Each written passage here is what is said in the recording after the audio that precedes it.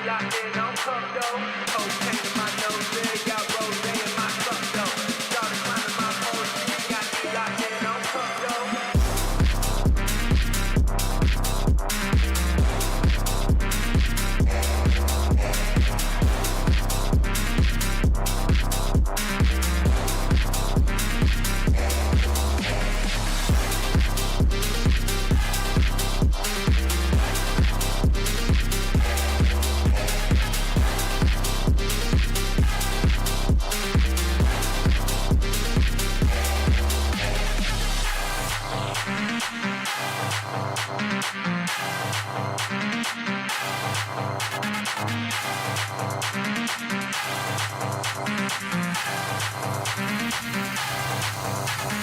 Cocaine in my nose, yeah, got rose in my cup though. Started climbing my pole, she got me locked in on cup though. Cocaine in my nose, yeah, got rose in my cup though. Started climbing my pole, she got me locked in on cup though.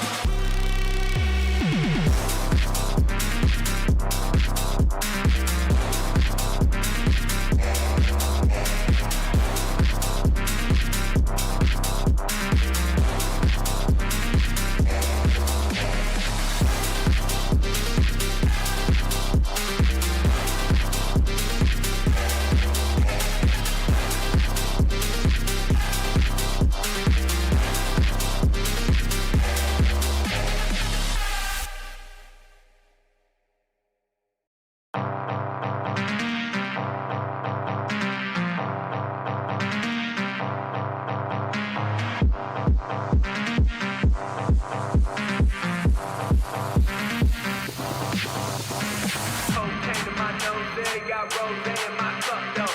Started climbing my pole, she got me locked in on cup though. Cocaine in my nose, yeah, got rose in my cup though. Started climbing my pole, she got me locked in on cup though.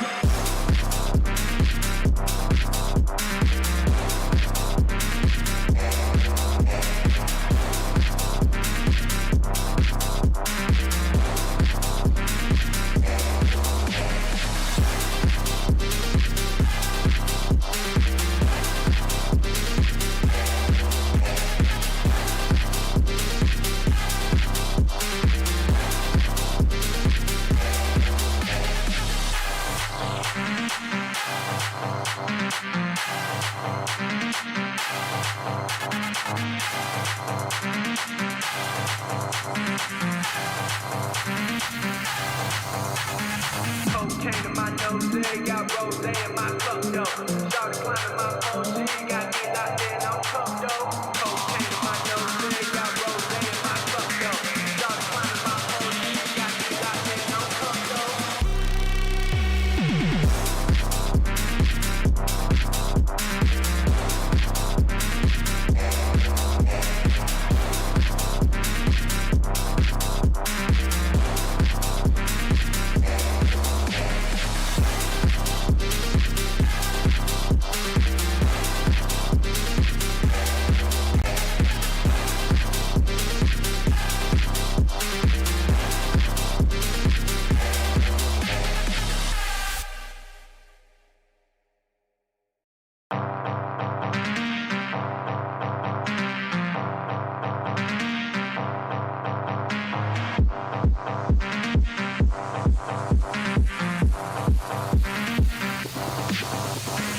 Cocaine in my nose, yeah, got rose in my cup though.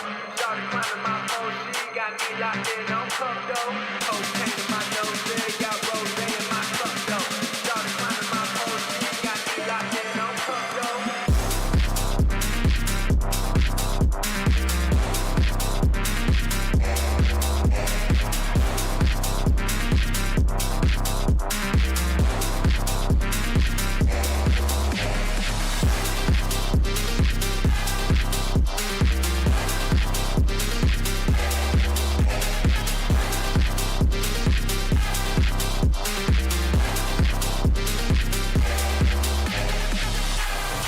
Cocaine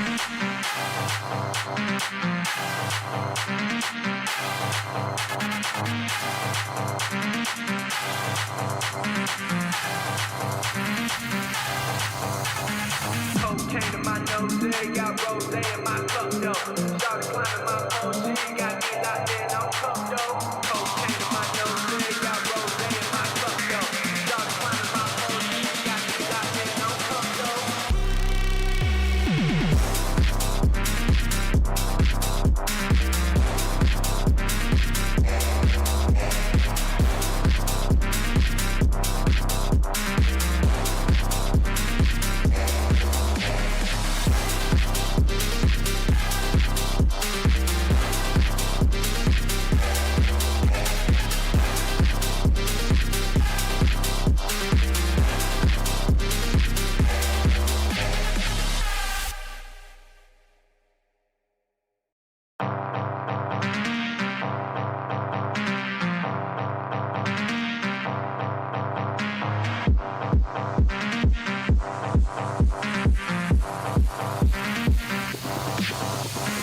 Cocaine in my nose, got rosé in my cup, though. Started climbing my phone, she got me locked in on cup, though. Cocaine in my nose, got rosé in my cup, though. Started climbing my phone, she got me locked in on cup, though.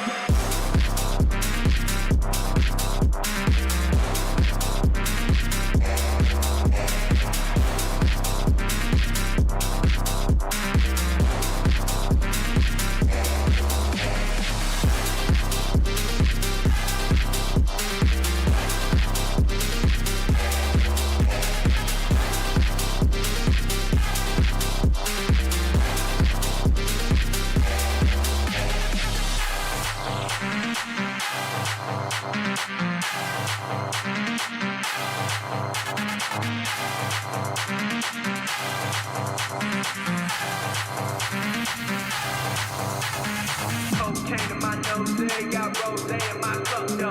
Started climbing my phone, she got me locked in on cup, though. Cocaine in my nose, got rosé in my cup, though. Started climbing my phone, she got me locked in on cup, though.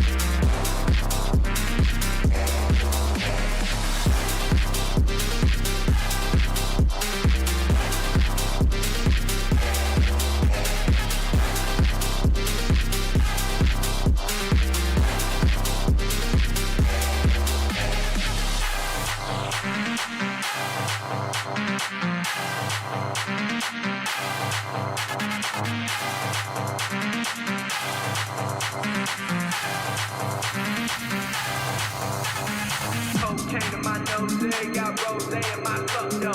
Started climbing my phone, she got me locked in on cup though. Cocaine in my nose, got rose in my cup though. Started climbing my phone, she got me locked in on cup though.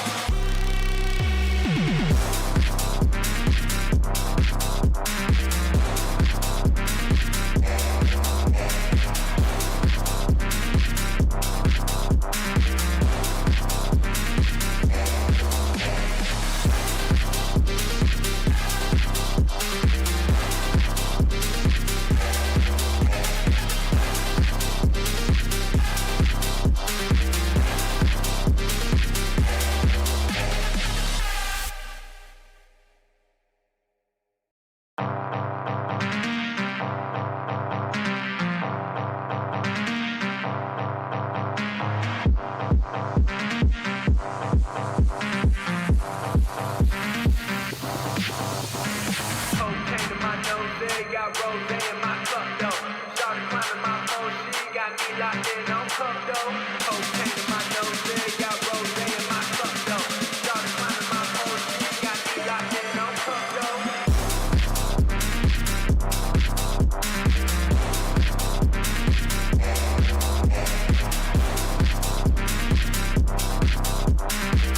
Cocaine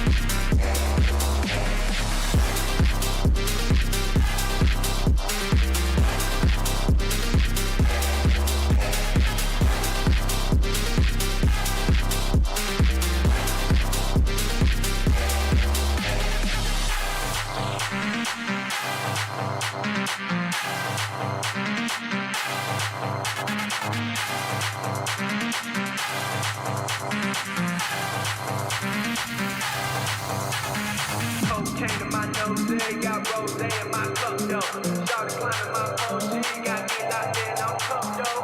Cocaine in my nose, got rose in my cup though. Started climbing my phone, she got me locked in on cup though.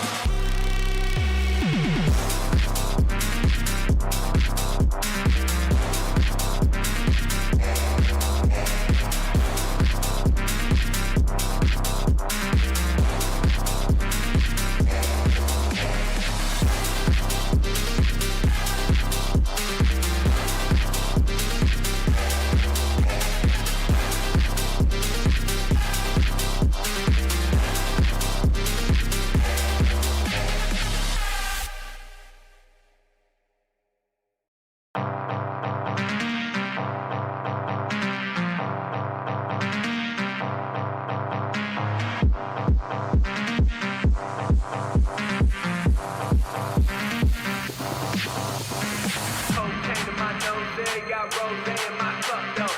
Started climbing my phone, she got me locked in on cup though. Cocaine in my nose, got rose in my cup though. Started climbing my phone, she got me locked in on cup though.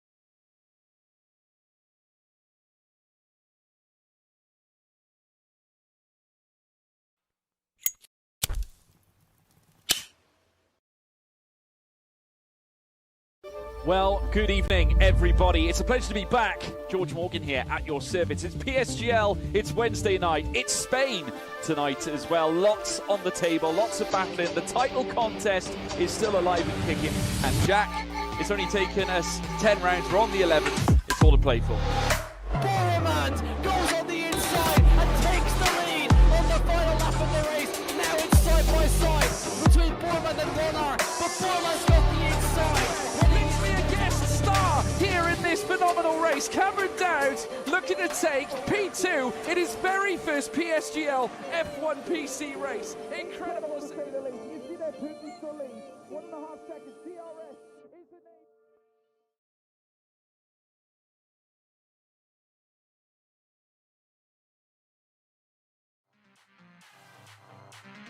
Well, good evening, everybody. Welcome back to PSGL. What a pleasure it is to be back here. The grand finale is now upon us. Yas Marina Circuit. I do want to point out as well and apologise here that despite it being the grand finale, it's PSGL broadcast. Apologies to our colleagues and friends at Virage. Unfortunately, the video file for the advert is broken. It's gone. So I'm afraid we don't have a Virage advert for our very special sponsors. I do apologise, guys. And obviously a big shout out to Virage for all your sim racing gloves as well. A fantastic company. Be sure to check them out. But ladies and gentlemen, this is it. Tonight, we crown a champion. And let me just say, folks, a great opportunity here for Jarno Opmeer to lay claim to yet another title. He did it 3 times running back in Season 27, Season 29 and Season 30. Bari Broumand, though, his deep, dark contender all the way back from ORL. They're now contesting here as well at PSGL. This rivalry has stemmed over a long period of time, all the way back since F1 2019. And let me just say, folks, we're going to be in for an absolute fiesta of racing. Bari Broumand, of course, our most recent champion, looking to make it back-to-back championships, just like Jarno Opmeer did only a matter of seasons ago. But this time we head to Yas Marina. And let me just say, folks, only twice we have come and raced here, and only Season 27, Jarno won that one. We then arrived here last season. Bari Broumand won around here. It was meant to be, and we're going to see where the die is cast this time around. My name is, of course, George Morgan. I'm your commentator here tonight. Joining me, alongside me, once again, welcome back, Dan Field. It's great to be back here, George. It's the first time since season 30 that I've been a part of the PSGL PC F1 team. Can't wait to get into it this evening. Of course, George, there's history with this title fight. This was the season 27 finale bout between both Jarno Opmeer and Bari Broumand, the inaugural PSGL PC season. It was Jarno Opmeer to take the championship that time by. Will history repeat itself, or will we have Bari Broumand taking revenge on Jarno Opmeer? Well, I just had to actually, I think this event requires light, so I just put some on, so just for you guys at home. But yeah, pleasure. Great to have you here, guys, and honestly, really much appreciated. Obviously we got such a big battle tonight, and I'm looking here at the stats already. You look at what Jarno's done this season. He could have won the title without a single race win this season. He could have come second. That, of course, being his best result. But regardless of what happens, he'll be the very first driver to potentially win the title with, under 100 points, first of all. He can also be the first man to win a title with only 1 win to his name, heading through the last frequent championships we have had. Of course, Bari Broumand's best form has come at the start of the season. Hasn't won since Hungaroring earlier on in the championship. And that was round 3. So it's a huge ask here. Bari very much against the grain. He's 11 points behind here, Dan. And race win is 16 points, 12 points for P2. P3, 10 points. He needs a miracle, doesn't he? Yeah, Jarno Opmeer, he needs to finish P4. No matter what Bari Broumand does, he can win and get the fastest lap. It'll be done from that point onwards. So Bari Broumand, he needs to win. He really needs to maximize his points and just hope that Jarno Opmeer gets caught up behind everyone else and loses a number of points. But something tells me that Jarno Opmeer is going to come out this one with a chip on his shoulder, and he's really going to take it to Bari Broumand and the rest of this star-studded PC F1 grid. George, I just can't wait to get into it. I'm excited here, Dan, and it's going to be special. Guys, if you haven't done so already, please make sure you check out PSGL on social media, on Twitter, of course, at Premier Sim GL, Instagram at Premier Sim GL as well. And, of course, you can check me out as well at George Morgan TV on Twitter, Instagram, TikTok, you name it. We're there. Dan Field, where can they find you, sir? They can find me on TikTok, Twitter, at DanfieldF1_. I need to get on the other socials, George. I need to get on TikTok and YouTube and all that. Maybe get some more interaction out there. But yeah, if you want to follow my Twitter, it's just DanfieldF1_. You can see both of our names plastered underneath our wonderful webcams, George. Yeah, absolutely. There you go, folks. The details are just below. And obviously, with this race, it's just about around the corner. Obviously, we're going back to our usual qualifying routine. It's going to be great. Obviously, 20 drivers will run through to Q1. We'll then lose 5 heading into Q2. And then we'll lose another 5 heading into Q3, where, of course, we'll have the top 10 then looking for the pole shootout. And, of course, if we take a look at the stats for the pole position fray, things of that nature, Jarno Opmeer is still yet to achieve a pole position this season. But I tell you who is proficient on the poles, Bari Broumand sustaining 2 this season. But we've got other drivers to look out for as well. Lucas Blakely with 3, Thomas Ronhaar with 3 as well. So there you have it. That is where the stats are certainly faced. Nicholas Longa and Brendan Lee have had a pole each to their name as well. And not forgetting as well, Marcel Kiefer, who I have to say, Dan, story of, that certainly come into fruition. His position at Mercedes currently under scrutiny.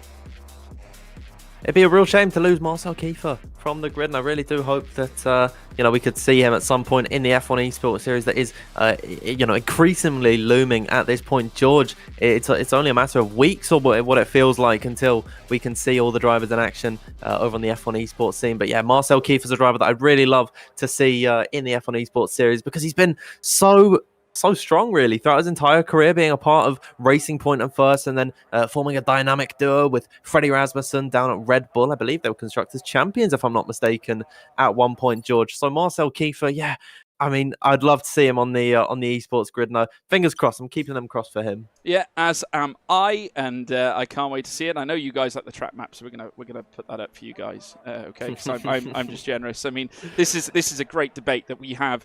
Me and the chat disagree a lot in terms of use of the track map. I don't like it because it covers the screen, but the guys at home seem to like it. It's fine, guys. Got you covered. But yeah, we've got the timer ticking away down to the final 16 minutes and 45. Guys, let us know in the live chat as well if the audio levels are okay as well. I know, obviously, Dan is returning here, so we haven't quite configured it, perhaps to the way we usually have it with Jack Kinnan, but I think we might have got it sussed here this time. So let me know if those are an issue. Don't worry, Alcan, if you want the lap time delta, I've got a hotkey for it. It's fine. All I have to do is press L. You see, it's as simple as that. It's hotkeyed. It's hotkeyed, guys. So there we have it. Philip Presnader now out on track, and only on an outlap. Intermediate tyres. Nothing to really concern ourselves with at this stage. It's obviously, it's still early doors. Obviously, Q1, it tends to be filled with drivers utilising the intermediate tyres. Main reason for this, folks at home, is just to get some delta in, and on another level as well, just make sure everything's okay with the setup, check the hardware's okay, and at the same time, you don't burn through a set of slick tyres. It's a win-win.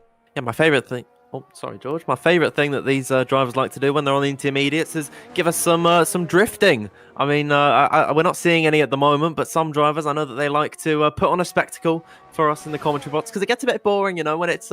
we normally have to wait until about 10 minutes until we see drivers come out on a set of the slick tyres. So it's always nice to see a little bit of drifting action, as Philip Presnader, I'm watching him come through that hairpin corner. George, that could be a big controversial place for drivers to maybe send a move up the inside. Of course, it's not really favoured due to it being before the DRS straight, but it could definitely catch some drivers napping. As they head down in towards turn number 6, I think, George, we're going to see the brunt of the overtakes through here. Yeah, I think so. If we look at Yas Marina as a whole, obviously it's been modified quite a lot in recent campaigns, recent seasons. Most notably, the chicanes have been removed. Many of them, in fact. You've got a swooping left-hander heading in towards turn 9, and then not forgetting the run down towards turn 5 at the Ferrari wheeled hairpin. They, of course, removing that chicane as well, just allowing for flowing racing and obviously the scene of where Max Verstappen would overtake Lewis Hamilton to win his very first F1 world title, obviously in controversial circumstances, but we won't upturn that stone, certainly here on the grand finale of PSGL here tonight. Philip Presneder just about to make his way up towards the line now, and we'll wait and see as to what he posts. We'll head across a 1:26.409 to get us underway, and heads in towards turn 1 with his name up at the very top. But he's not alone out on track, many others, including a returning Ismail Fassi in the Williams as well, making his way through the final couple of corners, and certainly now agreeing a deal with Williams in his own right here as well, Dan, albeit not necessarily for the full campaign as necessarily a front-running esports talent for their team, but a lot of work behind the scenes for this young man, and he has a bright future ahead.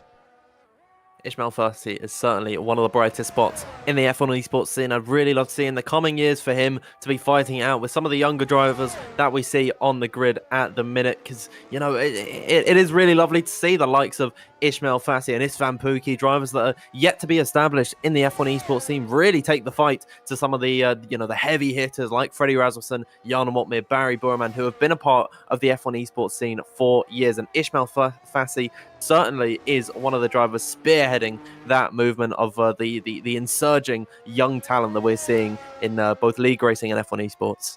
Yep, well, there we have it. Heading through now, this next left-hander. Now Fassi nailing in a 1:26.553. Fabrizio Donoso also marking his return here for Aston Martin.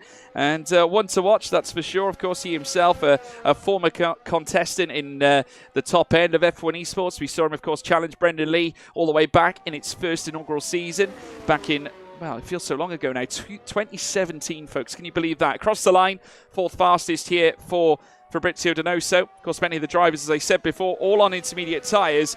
No one else out on track on fresh softs. But we do have, of course, a couple of drivers there who have instantly retired, including that of Jed Norgrove, Alan AlphaTauri, and an interesting name as well, of C Course. Any ideas who that is, Dan? Of C Course. That's Joni Tormala. It's Joni Tormala. I tell you what, it's something consistent in the Red Bull camp. They pick names that don't identify as to who they are. Obviously, my guess is that Ididot is Freddie Rasmussen. Freddie. I think that goes without saying. But we have a look at obviously, of course, that is Joni Tormala, guys. So, yeah, the Red Bull boys like to play with us just a little bit. But there we go. Joni Tormala already out of qualifying, as is Jed Norgrove. So we won't be seeing them at all. So that's already 2 of the 5 that we will see eliminated out of Q1. So just 3 more to be decided. Yeah, I mean, Freddie Rasmussen's name, Ididot, has become a bit synonymous with him now at this point. I remember last week in another league, he had to change it in between qualifying and the race, and I threw a bit of a hissy fit on the stream. And I'm glad to see that Ididot is back in full fruition tonight. Hopefully we see him out on circuit very soon. We were only watching Fabrizio Donoso, who's back into the pit lane. So, George, with just over 11 minutes left to go in this session, no one out on circuit. We know that Joni Tormala and Jed Norgrove are both being eliminated. That's going to maybe ease off the pressure in the latter parts of this Q1 stage, because we know 2 drivers are going to be eliminated already. So some drivers, maybe they're going to take it a little bit easier on their final Q1 runs, and we'll see who is the unfortunate 3 to get knocked out.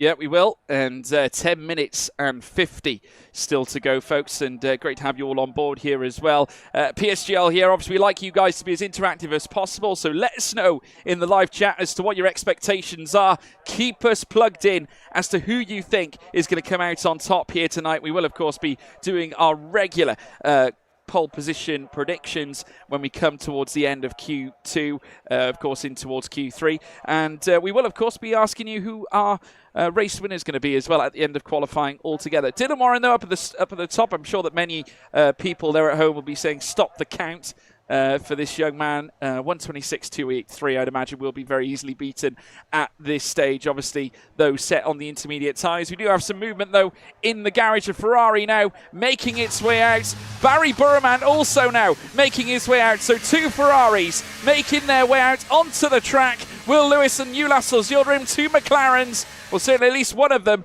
making their way out as well. So the activity is picking up. But on our screen right now is the championship contender, Bari Broumand, 79 points. He arrived into this evening's event, a winner at Brazil, a winner at Hungaroring, and has taken a podium at Netherlands, Austria, as well as Saudi Arabia. He is 11 points behind Jarno Opmeer, and tonight he needs to bring everything, harness everything, the grasping that title against Thomas Ronhaar in the dying moments of the race at Bahrain. He is now back in the thick of it again, but this time with an imposing Flying Dutchman, yet another Dutchman to contend with.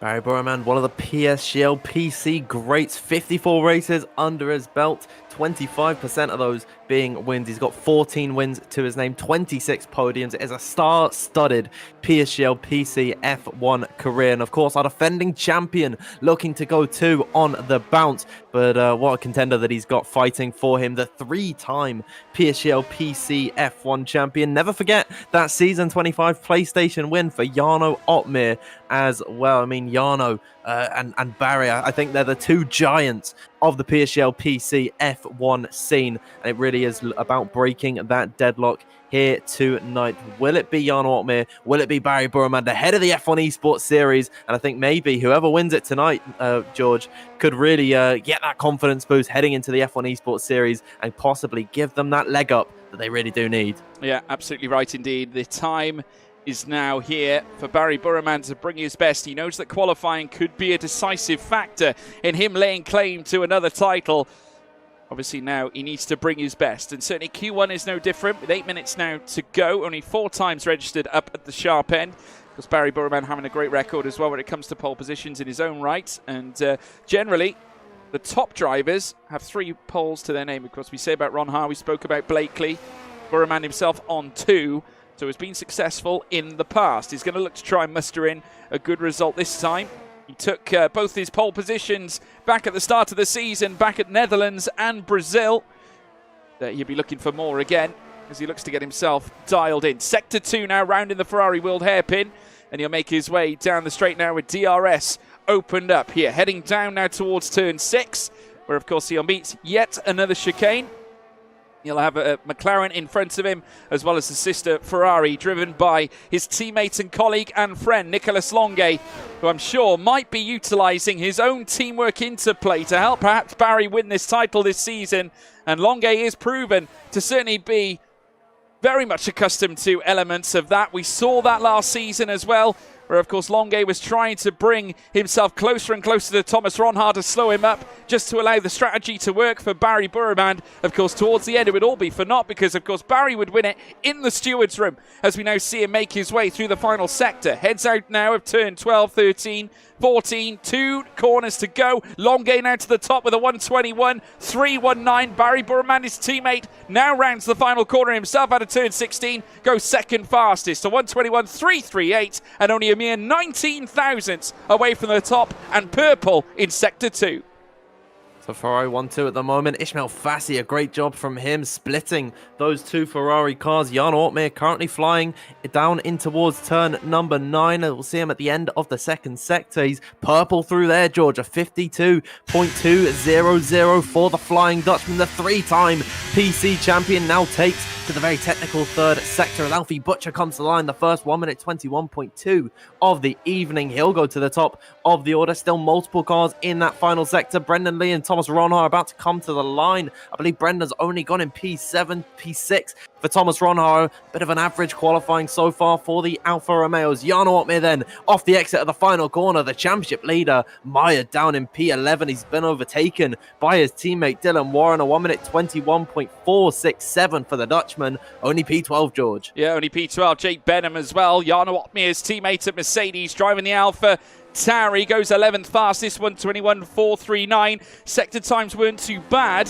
First sector being a 17.1, 35.096, was approximately 9 hundredths off the time set by Thomas Ronhaar, who went purple in that middle sector. So Jake not too far away, mustering in some decent sector times. Jarno's going to have to find something else heading through the latter stages of this session. Bari Broumand, though, considerably higher than the Flying Dutchman right now. Of course, currently sat 5th fastest.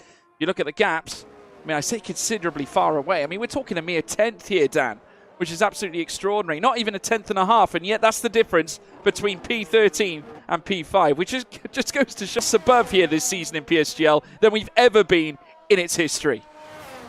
Closest season of PSGL yet. I mean, Georgia, it's been a thrilling season so far, and of course it is all coming to a head in the final race. Disappointing that China, of course, was cancelled, but I think a title finale in Abu Dhabi, it's quite poetic in that sense, as now Nicolas Longuet retires from this session. He believes he is safe on that 1 minute 21.319. Barry Broumand as well, both Ferraris believing that they are safe. I think, though, I'm trying to see who really should retire from this session. Come out once again in this session. I'd say Ulash, Zildjian downwards. They've all got to come out for another lap. But 1 minute 21.4 is not going to be enough to see you into the next session. I think Thomas Ronhard might be able to just about sneak through, but I'd say everyone else, they've got to come out once again. Yeah, they certainly do. Cars now coming into the garages, obviously concluding their first runs. We will, of course, see them now fly out once again. Freddie Rasmussen in the drop zone, one of the faces you'd expect getting through to Q2. He's 18th fastest. Will Lewis there in 17th. You got Philip Presnader in 16th as well, who is certainly rediscovering some of that form that we're used to seeing from Philip. Of course, former driver, if you remember, at Ferrari Esports as well, and a contender at the very top at PSGL in his history too. Of course, I could remember when he won at Spa all those seasons ago. Then, of course, you've got the likes of Istvan Pukki, who is known to be a race winner in his own right and has taken some surprise victories out of nowhere and tends to master the safety car strategy too. He can certainly make decisions on the fly. Keep your eyes on him. He could be a major player here tonight. Another major player who I've been really impressed with this season is Danny Berejnay, and that is because of his mere consistency this season here, Dan. Look at it on paper, of course, whilst he's only laid claim to one podium, and of course that being his solitary one race win this season, which was great to see, almost vintage from Danny Berejnay. Not necessarily his race win as such, sorry, his P3 that he managed to gain at Brazil. He's always really been in the top 10. He hasn't really been outside of it. He, of course, finished P4 at the Dutch Grand Prix. We then saw him become P4 again at Hungaroring, P5 at Britain, and then, of course, Qatar, where he was just outside the points. P10, though, at Austria certainly went a long way. And after that, since, he had a P3 at Mexico as well. So he's, well, looking at that, actually. I'm looking at my paper, that's Thomas Ronhard. But Danny Berejnay, a P3 to his name at Brazil. And naturally, he is a vast talent and has done world titles with drivers. He, of course, helped Brendan Lee lay claim to his F1 Esports title. We saw him, of course, side with Jarno Opmeer when he won his first title with Alfa Romeo as well. He has got form. I mean, Danny Berejnay, he is one of the biggest team players of all time, and I've got to say, one of the F1 Esports greats. I mean, he loves to turn back the clock, and it's great to see the likes of Danny Berejnay, Fabrizio Donoso, Brendan Lee that have been here since almost the inception of the F1 Esports series, still kicking it with the young guys today. And Danny Berejnay is certainly a name that I would love to see get out of Q1, currently sitting in P14. It's a bit of a sketchy position for him on a 1 minute 21.503. If he finds just a tenth of an improvement, he could jump all the way ahead of Ulash Zildjian and potentially challenge the likes of Barry Broumand, Thomas Ronhard, Iker Baena. So not all is lost for Danny Berejnay. The position looks bad, but I do think he could be in a good position. Alvaro Carreton retiring down in P8 at the minute on a 1 minute 21.4. George, bit of a questionable decision for Alvaro Carreton. There's multiple drivers behind him, all on outlaps now with better track conditions than was set before, and still multiple drivers as well with slower laps than what we really do expect for them. So I'd say it's a bit of an odd decision from Alvaro there. It's a bold claim, and let me just say, with Ulash Zildjian currently higher than him as well, I'm not sure that's the smart decision. And certainly here with likes of Danny Berejnay on a hot lap, he of course now will benefit from the improved track conditions. We're now on 29 degrees, which is considered optimal. Approximately this level of temperature is ideal for the tyres. And now at this point, Berejnay, who now sets a fastest middle sector. This is a huge chance here for the Hungarian sensation, who now makes his way into the final sector. Rounding turn 11, turn 12 coming up next, 13 comes up 2, and then of course the scene of where we've seen spinners in the past. Of course, I revert back to 2021, Nicholas Latifi spinning there in that season, of course, when we had that dramatic last race in Formula 1, as here now comes Danny Berejnay across the line, goes second fastest behind teammate Alfie Butcher now. The McLaren's now following suit. Of course, Ulas's Yildirim is going to come through the final sector, and I can tell you this, improvements across the order, as now we're seeing them collide through. Freddie Rasmussen, he's out of qualifying. No Freddie. Jarno Opmeer as well making his way round. Of course, not forgetting Ulas Yildirim, who now goes fastest. A purple lap for Ulas Yildirim, who has certainly been a feel-good factor in ESL R1. Now bringing his best form this time here to the world of the F1 game. Dylan Warren also making his way through. Jarno Opmeer is about to come through the final 2 corners. He's currently in the drop zone. 16th place. Can't afford to stay here, but is not finding the improvements in the first and second sector. Comes towards the line. Barely scrapes through. That final sector was an improvement and gave him that access to Q2. Incredible moment. Jarno, by the skin of his teeth, is through to Q2. My heart is in my mouth there for Jarno Opmeer. Down in 14th position. That's not even a 10th and a half off of what Ulas Yildirim did there. He found that all in the final sector. The Dutchman lives to fight another day. So does Alvaro Carreton. I mean, that was a very gutsy move to retire from where he did, but he just about managed to survive. Dylan Warren unfortunately didn't find an improvement there, but George, Ulas Yildirim topping the session. Incredible indeed. Ulas Yildirim setting a purple sector 3, a 29.043 is what granted him it. He didn't even improve in sector 2, 35.102 in that. Personal improvement in sector 1. I can tell you that Danny Berejnay was purple in the second sector. No one necessarily getting the fastest time in sector 1 either. So very, very interesting scenes already, folks, and getting things off with a bit of a bang as such. But I've got to say, I was looking at Jarno's times. There was no improvement in the first or second sector, Dan. It was all about the third sector. That is where he found it. And do you know what? If those frailties start coming in, it's not going to be as forgiving here in this particular session. We've got 5 more drivers to leave. Remember, we already had 2 drivers confirmed in that last session anyway, so it was only 3 places that were really in danger. But still, if you're Jarno Opmeer at that point, if you're looking to win a title, you don't want to afford your title competitor too much leeway, especially here at Yas Marina, where it can be a little tricky.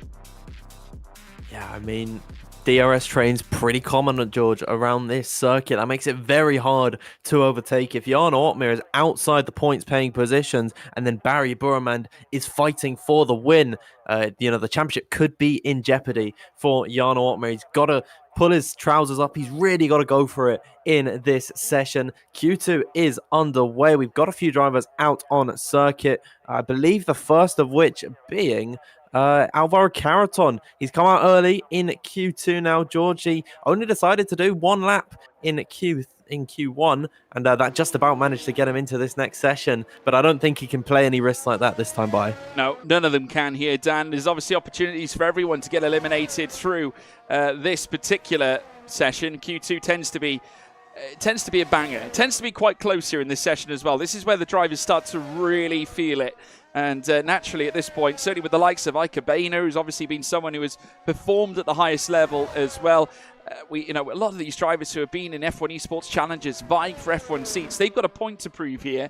And you look at the likes of Pookie as well. We've obviously spoken about Fassi, Ulas Yildirim, who really brought his form to the table in this year's Challenger Series. And now looking to come here on this version of the game to try and launch their charge and essentially decorate themselves in their teams. As now we see Carreton, of course, the stalwart of the Williams Esports team, has been there for so long now. One of the longest serving drivers in the history of F1 Esports, alongside that of Freddie Rasmussen and Joni Tormela, as well, a staple who we have seen over many, many years. Makes his way down towards the Ferrari World hairpin now. Purple first sector, as you'd expect, 17.168 laid down on the board. And Carreton himself, we look at his form, I'd argue we saw some of that vintage element of Carreton's racing here this season, but I'd say that he still has some way to go. One thing I will say, he has trouble getting into the podium places here, Dan. Managed to get top 10s at Britain, Qatar. His best result, in fact, coming at Qatar as well, which kind of suggests to me, I mean, with P6 being his best, that he needs to find something a little extra here. Yeah, Alvaro Carreton certainly has struggled this season, just 9 points to his name, sits 20th in the standings, and I believe that's fourth last, I believe, of the full-time drivers this season. So Alvaro Carreton, yeah, he really does need a good result here this evening in order to properly take the fight in the F1 esports scene, as now he comes out of the final corner. We'll see what his initial Q2 time is. Typically, this is on a scrub set of the tyres. There's a AlphaTauri sliding in behind. That's Jake Benham setting a 1 minute 21.571, just 700ths off of what Alvaro Carreton has done thus far. I believe Ismail Fassi comes back into the pit lane as Danny Bersley invalidates on his lap. So only 2 times on the board at the minute. Alvaro Carreton and Jake Benham venturing out onto the circuit, just dipping their toes in Q2, but we're still yet to see most drivers hit to the circuit. Yeah, we certainly are waiting. Carreton currently the highest serving man, 121.507. Jake Benham, 65 thousandths in behind Carreton, and now making his way in towards the next left, of course. One of the few chicanes we have at this circuit now through turn 6 and 7. DRS will open up here for Benham, and he utilises it heading around this section now. And only an 18.2 in the first sector, so certainly not an improvement on his previous run. The light flashing on the rear suggesting that he is saving the ERS, and so is Carreton, as you'd expect. The rest of the cars not choosing to come out necessarily. A few have been out and have come straight back in, and you'd imagine that is just to get some sort of time on the board here in this session, perhaps just to get some delta to match against. A lot of drivers get encouraged by that when, of course, they see the improvements come inwards as such, as now into the pit lane comes Alvaro Carreton and Jake Benham themselves, and they'll be looking to go out for yet another stint. So a quiet start to Q2, almost uncharacteristic here, Dan. It's a ghost town at the minute on circuit. 10 minutes left to go in this session. We're waiting, I believe, an Alfa Romeo. That's actually a Haas coming out onto the circuit. Is that Danny Bersley? Indeed it is. Danny likes to come out early. There's a Ferrari in behind as well. Bari Broumand and Nicolas Longuet coming out onto the circuit. So George, just as you said that it's uncharacteristic to see so few cars out on circuit, the floodgates open, multiple drivers coming out on track. Danny Bersley spearheading at the front, then Nicolas Longuet, then I believe it is Fabrizio Donoso in behind. No, it's Ika Baena in behind him. So yeah, multiple cars out on circuit. 9.5 minutes left to go. Time to beat at the minute, 1 minute 21.507. George, certainly beatable for I'd say all of these guys. Absolutely. We'd expect that time to come cascading downwards. This time Bari Broumand out on another run. Of course, when winning the title back in season 33, 4 pole positions with 4 wins that season, 5 podiums, no fastest laps, but 86 points mustered to going into winning his title. So I'm going to read what I said earlier on, because I said that, of course, it would be the fewest points ever to win a title. That's certainly untrue. Lucas Blakely and Bari Broumand have done that prior. In fact, the record is held by Opmeer himself. He won the title back in season 29 on a mere 83 points. And now, as we see Bari making his way through the next left-hander, heading out of turn 7 around turn 8. He'll then head into the sweeping turn 9 and get ready for his fast run. I can already tell you that there's already an improvement being mustered in, though. Ismail Fassi has slowed down immediately on his outlap, but is registering the outlaps already here for me on the timing screen. A 17.197 went green, so personal improvement as you'd expect. Other drivers, of course, making their way around. 121.507 though to beat, and this time Carreton is going to come under some increased scrutiny. And keep your eyes peeled, folks. Obviously, Fassi is one that is certainly to watch, as well as plenty of others. Ron Haar is also out on track.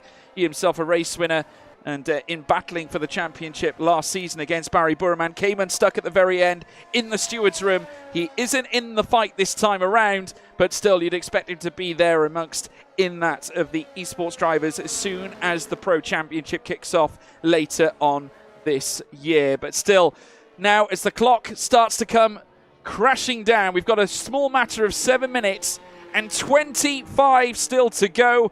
And all the cars now fighting for track space, looking to head out and put together their fastest runs. And I can tell you this, Longuet, purple in the first sector, Dan. Yeah, Nicholas Longuet, he loves qualifying and he is an incredibly fast driver across one lap. Heading in towards now turn number 6, the first of the chicanes along this circuit. We're going to see a lot of overtakes through here. If the move isn't done through turn number 7, you're going to have another opportunity down this second DRS straight. You want to keep it pinned to the left-hand side for the start of it. Then, as soon as the corner becomes visible, drift over to the right-hand side. It's so fast through here. 4th gear for Nicholas Longuet, a purple second sector for him. He's on rails at the minute. Use all the track possible. Heading now in towards sector 3, very technical around this part of the circuit. Very easy to lock up through here and run ever so slightly deep. Now in towards the reprofiled turn number 13 and 14, sliding his way through that double left-hander. But Nicholas Longuet now going to go completely flat out in 6th gear through the final 2 corners. Danny Beresnay lays down the gauntlet, a 1 minute 21.275. Longuet comes across the line, beats it with his own lap. Yeah.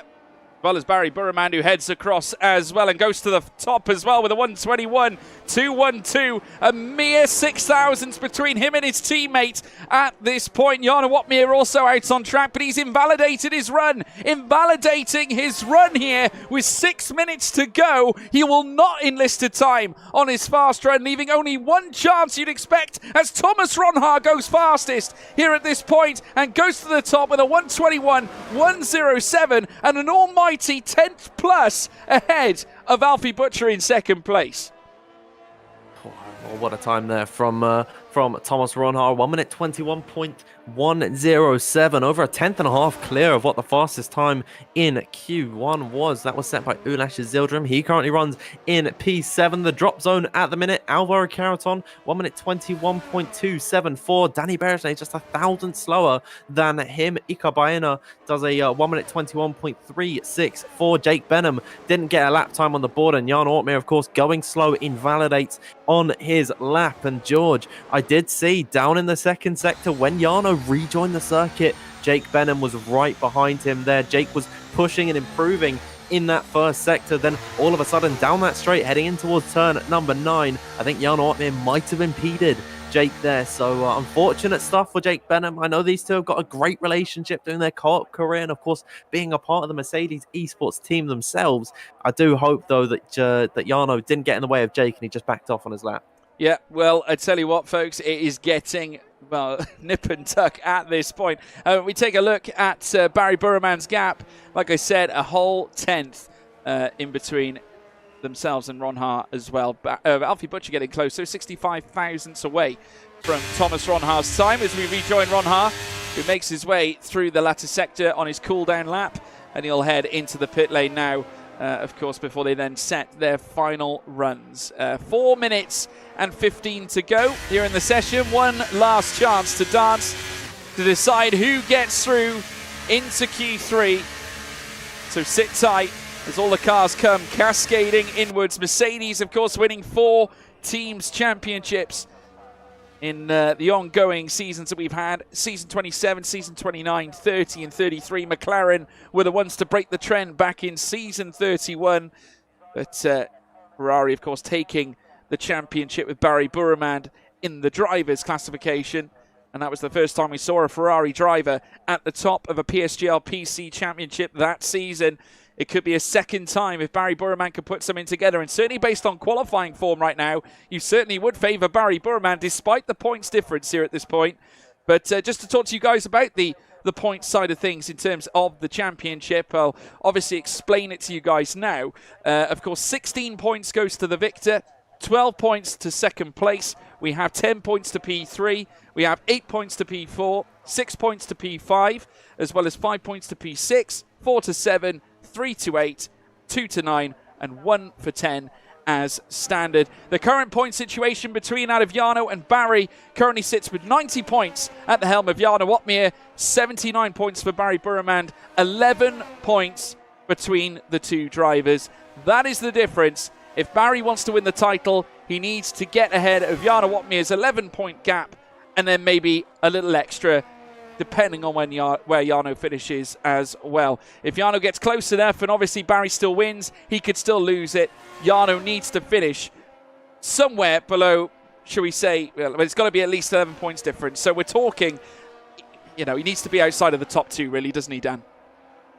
Yeah, I mean, if Jarno finishes in P4 or higher, no matter what Barry Broumand does, the title is wrapped up. And so, I mean, Jarno Opmeer, he knows what his target is, and Barry Broumand needs to do his best. And I think Nicolas Longe, if Jarno is able to get into Q3, maybe Nico needs to play the team game. I also want to apologize and correct myself for what I said earlier. Multiple people pointed it out in the live chat. Apparently, Jake didn't get impeded. He wasn't pushing on his lap. So great apologies from my behalf. But yeah, George, both of them in the drop zone, Jake Benham and crucially, Jarno Opmeer. If he gets eliminated from this session, I mean, truth be told, George, coming into this, I thought title was wrapped up for Jarno Opmeer. 11 points in the final race, and you're going up against the 2-time F1 Esports champion, the 3-time PC champion. There's no way Jarno loses this. But now, seeing his qualifying form at the minute, 15th place without a lap in Q2, Barry Broumand certainly does have a hope here, and I think, George, we could have a real title fight on our hands coming into this one. We certainly can. Danny Berejnay, of course, consistently, week on week, we see him come out first to set his qualifying laps. Once again, he's going to be the first to head out for the final run here in Q2. Remember, the bottom 5 will be getting eliminated off the back of this run. At this point, it's Jarno Opmeer, Jake Benham, Ika Boehner, Danny Berejnay, and Alvaro Carreton. If they don't improve, they are going out to qualifying, and to confirm we will have a restart at the start of the race as well, folks, because Ismail Fassi has sustained a 5-place grid drop. Of course, that will not be factored in through to the race. We will have a new lobby at the restart, and therefore make sure that no one sustains grid penalties, because, as we all know, it's not something that we factor in here in quali anyway, due to a little bug as such. Danny Berejnay now making his way through the latter part of this circuit, heading through turn 8. DRS now opens up. He's going to make his way down through towards turn 9, and already showing some major improvements here. But what I will say is this, is Nicolas Longe holds the purple second sector, but he's not improving in the first sector at this point. I've got my beady eyes currently set on Danny Berejnay here at this point, and let me just say this, 17.116 is very good in the first sector, as is the 34.955, and that is certainly bettering many others. But again, it's Barry Broumand purple in the second sector. Danny Berejnay confirmed safety. He's third fastest here at this point, but Barry making his way through the third sector, currently with a purple second sector in his midst, is going to look to put together a stellar run here, heading through the final 2 corners. Here comes the Ferrari, the Scuderia. He's going to come through the final bend. Ozilrim goes fastest, but can Broumand topple him straight away? No! Second fastest for Barry Broumand, but Longe is also chipping at the heels. He went purple in the first sector, missed out in the second sector. He's invalidated his run, but look at this, Istvan Pukki joining the fight, as well as many others who are in the midst of a potential P1 situation here in Q2. We're in the closing stages of this session, and Pukki is purple in the first sector. 10th fastest though is all he can marshal. Jarno Opmeer now, dire straits, final run, last car coming up towards the line. He goes into 8th place, enough to sustain himself into Q3, but here at this point we see more cars crossing the line. Jarno safe, but once again by the mere skin of his teeth here, Dan. Jarno, you can't be doing this to me, man. I'm too young to have a heart attack. P9 for Jarno Opmeer. I mean, he's cutting it fine.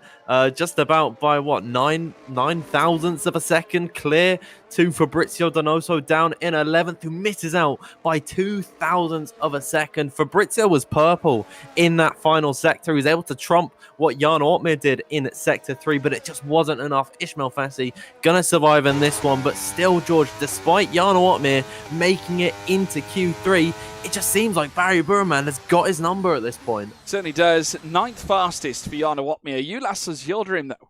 The pace. It's arrived, certainly for the Turk, 500ths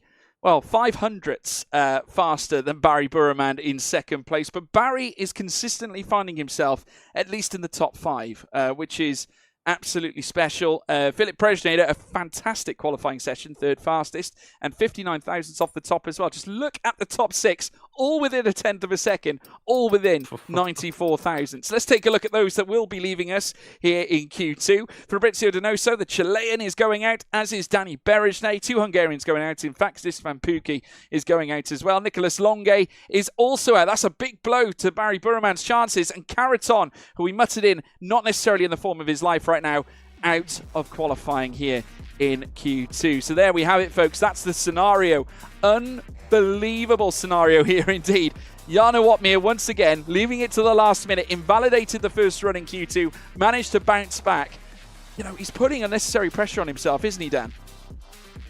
Absolutely. I mean, my heart is pounding at the minute, and it's only Q2. We're just about getting into the final parts of qualifying now, George. I do not know what is going to happen at this point. Abu Dhabi always serving up a treat. I love coming to this circuit and commentating over it, and I'm really looking forward to seeing how it ends between Jarno Opmeer and Barry Broumand. But now Q3, the fight for pole position. We know the 10 drivers there, George.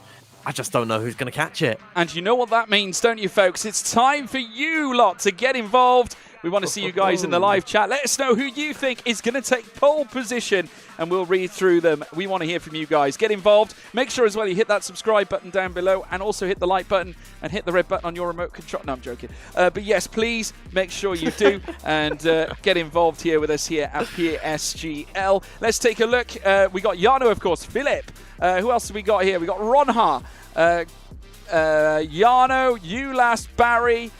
We got more for Jarno. Alfie is a good one. Broumand to give the championship. Well, we'll soon see. Ishmael Pole. I tell you what, he has a great chance. Boehner is back, says Javier Fernandez. Who else have we got here? Ulas looks quick. Ronha on pole. Barry pole. Jarno. Wow. Brendan Lee gets a little thumb tick as well. He's in the midst of this too. He has every chance. George Morgan pole. I wholly agree. Absolutely agree. Ralph Schumacher, I'm afraid not. He's not racing tonight. We've got also Jarno Opmeer, Jarno, Ulas. A lot of Jarno fans here. I mean, we wouldn't expect anything less. Ulas is a future champion, says Aras. And I tell you what, I've really been impressed with Ulas's Yildirim, Dan. I know we're talking about Jarno and Barry a lot here tonight, but Ulas has really shown that avid consistency, and he's been good over the last few rounds here in PSGL.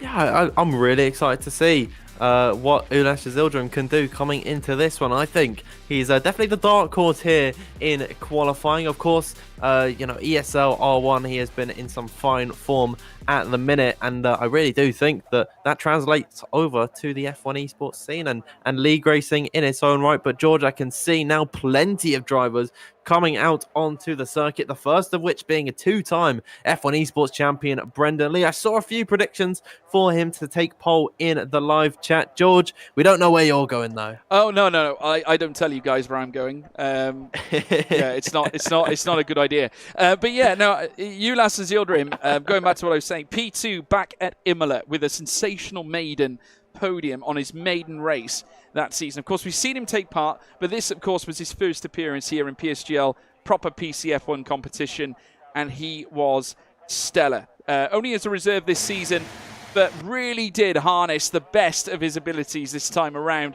and utterly deserved his chance up at the top.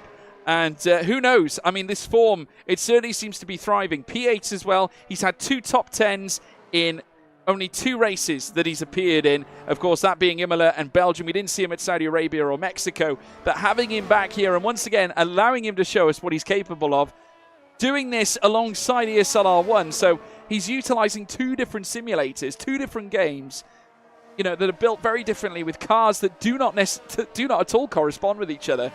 It's a phenomenal effort to be able to practice and get the same feel that you need to win races because they drive totally differently. Yeah, absolutely, and I think that just comes down to raw talent that Ulas Yildirim has in a sim rig. I mean, I can play F1, then I can go over to ACC, and it just feels absolutely awful. Hang on, Dan. And hang on, I got to step in here. Gabriele Mini is in the chat. Big hello to you, Gabriele. Of course, current Formula 3 driver. Will you be commentating over the Formula 3 races next season? I don't know. Do you know something I don't? I don't know. I'm just going to leave that there. But yeah, thank you, Gabriele. Great to have you with us, everybody. Absolute phenomenal character, Gabriele, and a fantastic contender in Freca last season. But yeah, great to have him here. Carry on, Dan. Sorry, I rudely interrupted you. I've honestly forgotten what I'm saying, but if you end up commentating on F3, make sure you put a word in for your good friend Dan Field. Maybe I could join you at some point. Sorry. But come on, man. Done me dirty there in front of 6,500 people watching at the minute, George. No, I'm joking. I love you really, Dan. We're up and going here now, folks, and I can tell you this: Iker Boehner is fastest in the first sector. So there we have it. We didn't have to wait too long for a driver to certainly deliver the big prizes here. The Aston Martin going fastest, but he's matching in the first sector as well. Thomas Ronhaar has matched the first sector time that Iker Boehner has put to the table here. Fascinating scenes already at the start of Q3 qualifying. Keep your tips coming, folks. We want to hear your predictions as to who's going to come out on top here in Q3. Who's going to take pole? Will it be Bari? Will it be somebody else? Will it be Jarno? We'll have to wait and see. Brendan Lee going fastest of all in the second sector. It's been stolen straight away by Bari Broumand as well. Boehner making his way through. Let's see where Brendan Lee ends up here as he rounds the final two corners around 15 and 16. He'll light up the throttle once again as the foot goes to the floor. Brendan Lee goes across to the 121.064, but all eyes here on Iker Boehner, who goes second fastest. Mere thousands separate them again, but Bari on a run as well. He's not going to try and bring home the big points. He does, a 129.82. The sole driver in the 120s, as now we see Ronhaar go fourth fastest. Where's Jarno going to go? Alfie Butcher second. We've got Opmeer now coming through the final sector in his own right. Ronhaar has gone fastest in the first and third sector, yet he could only put it on sixth fastest here at this point. Unbelievable scenes as here comes the Flying Dutchman through the final corner now. He'll make his way towards the line, and it's only eighth fastest for Jarno Opmeer. Incredible. So it's Bari Broumand up at the top, and he's the only man in the 120s. 37 thousandths faster than Butcher in second place. And hey, George, if the race finishes like this, Bari Broumand will be your season 34 champion. So it's a statement and a half from the Iranian driver. Jarno really does need to put his finger out. I think a minimum top 5 qualifying for the Dutchman is needed. We know he's got great race pace, but around a track like Abu Dhabi, where the DRS trains are so common, it can become so difficult to overtake in a race if you're on the same tyres as everyone else. So Jarno Opmeer really does need to get himself in that prime position to jump himself up the order. P8 isn't bad at the minute, but when you have a look at the gaps between the leader and the rest of the field, Jarno Opmeer over 3.5 tenths off the back of Bari Broumand. So Bari, it seems like he's got the advantage at the minute. He certainly does. Broumand now up at the sharp end, and home and hose here if he stays like this. A 129.82. What a time to bring it to the table. We're not even on the final run yet. We've got one last run that we would expect the drivers to issue in here at this point. 4 minutes to go. I tell you what, folks, this is getting spicy. Jarno now down in 8th. He is currently, I can tell you this, nearly 3.25 tenths off pole position. He needs to find something, and something fast here. His last lap being that 121.348, and unless he can really try and dish it out somewhere outside of the norm. I mean, obviously, we all know that he doesn't necessarily qualify well, but it's what he brings in the race. I suppose he'll look at just being in Q3 as a great chance, or certainly give himself a great chance, because Jarno's strength lies in his strategy, his mere race pace. That is where he favours. Qualifying has never been his strong suit. But you get the feeling here, Dan, that if you're a Jarno fan, you'd like to see him a little higher.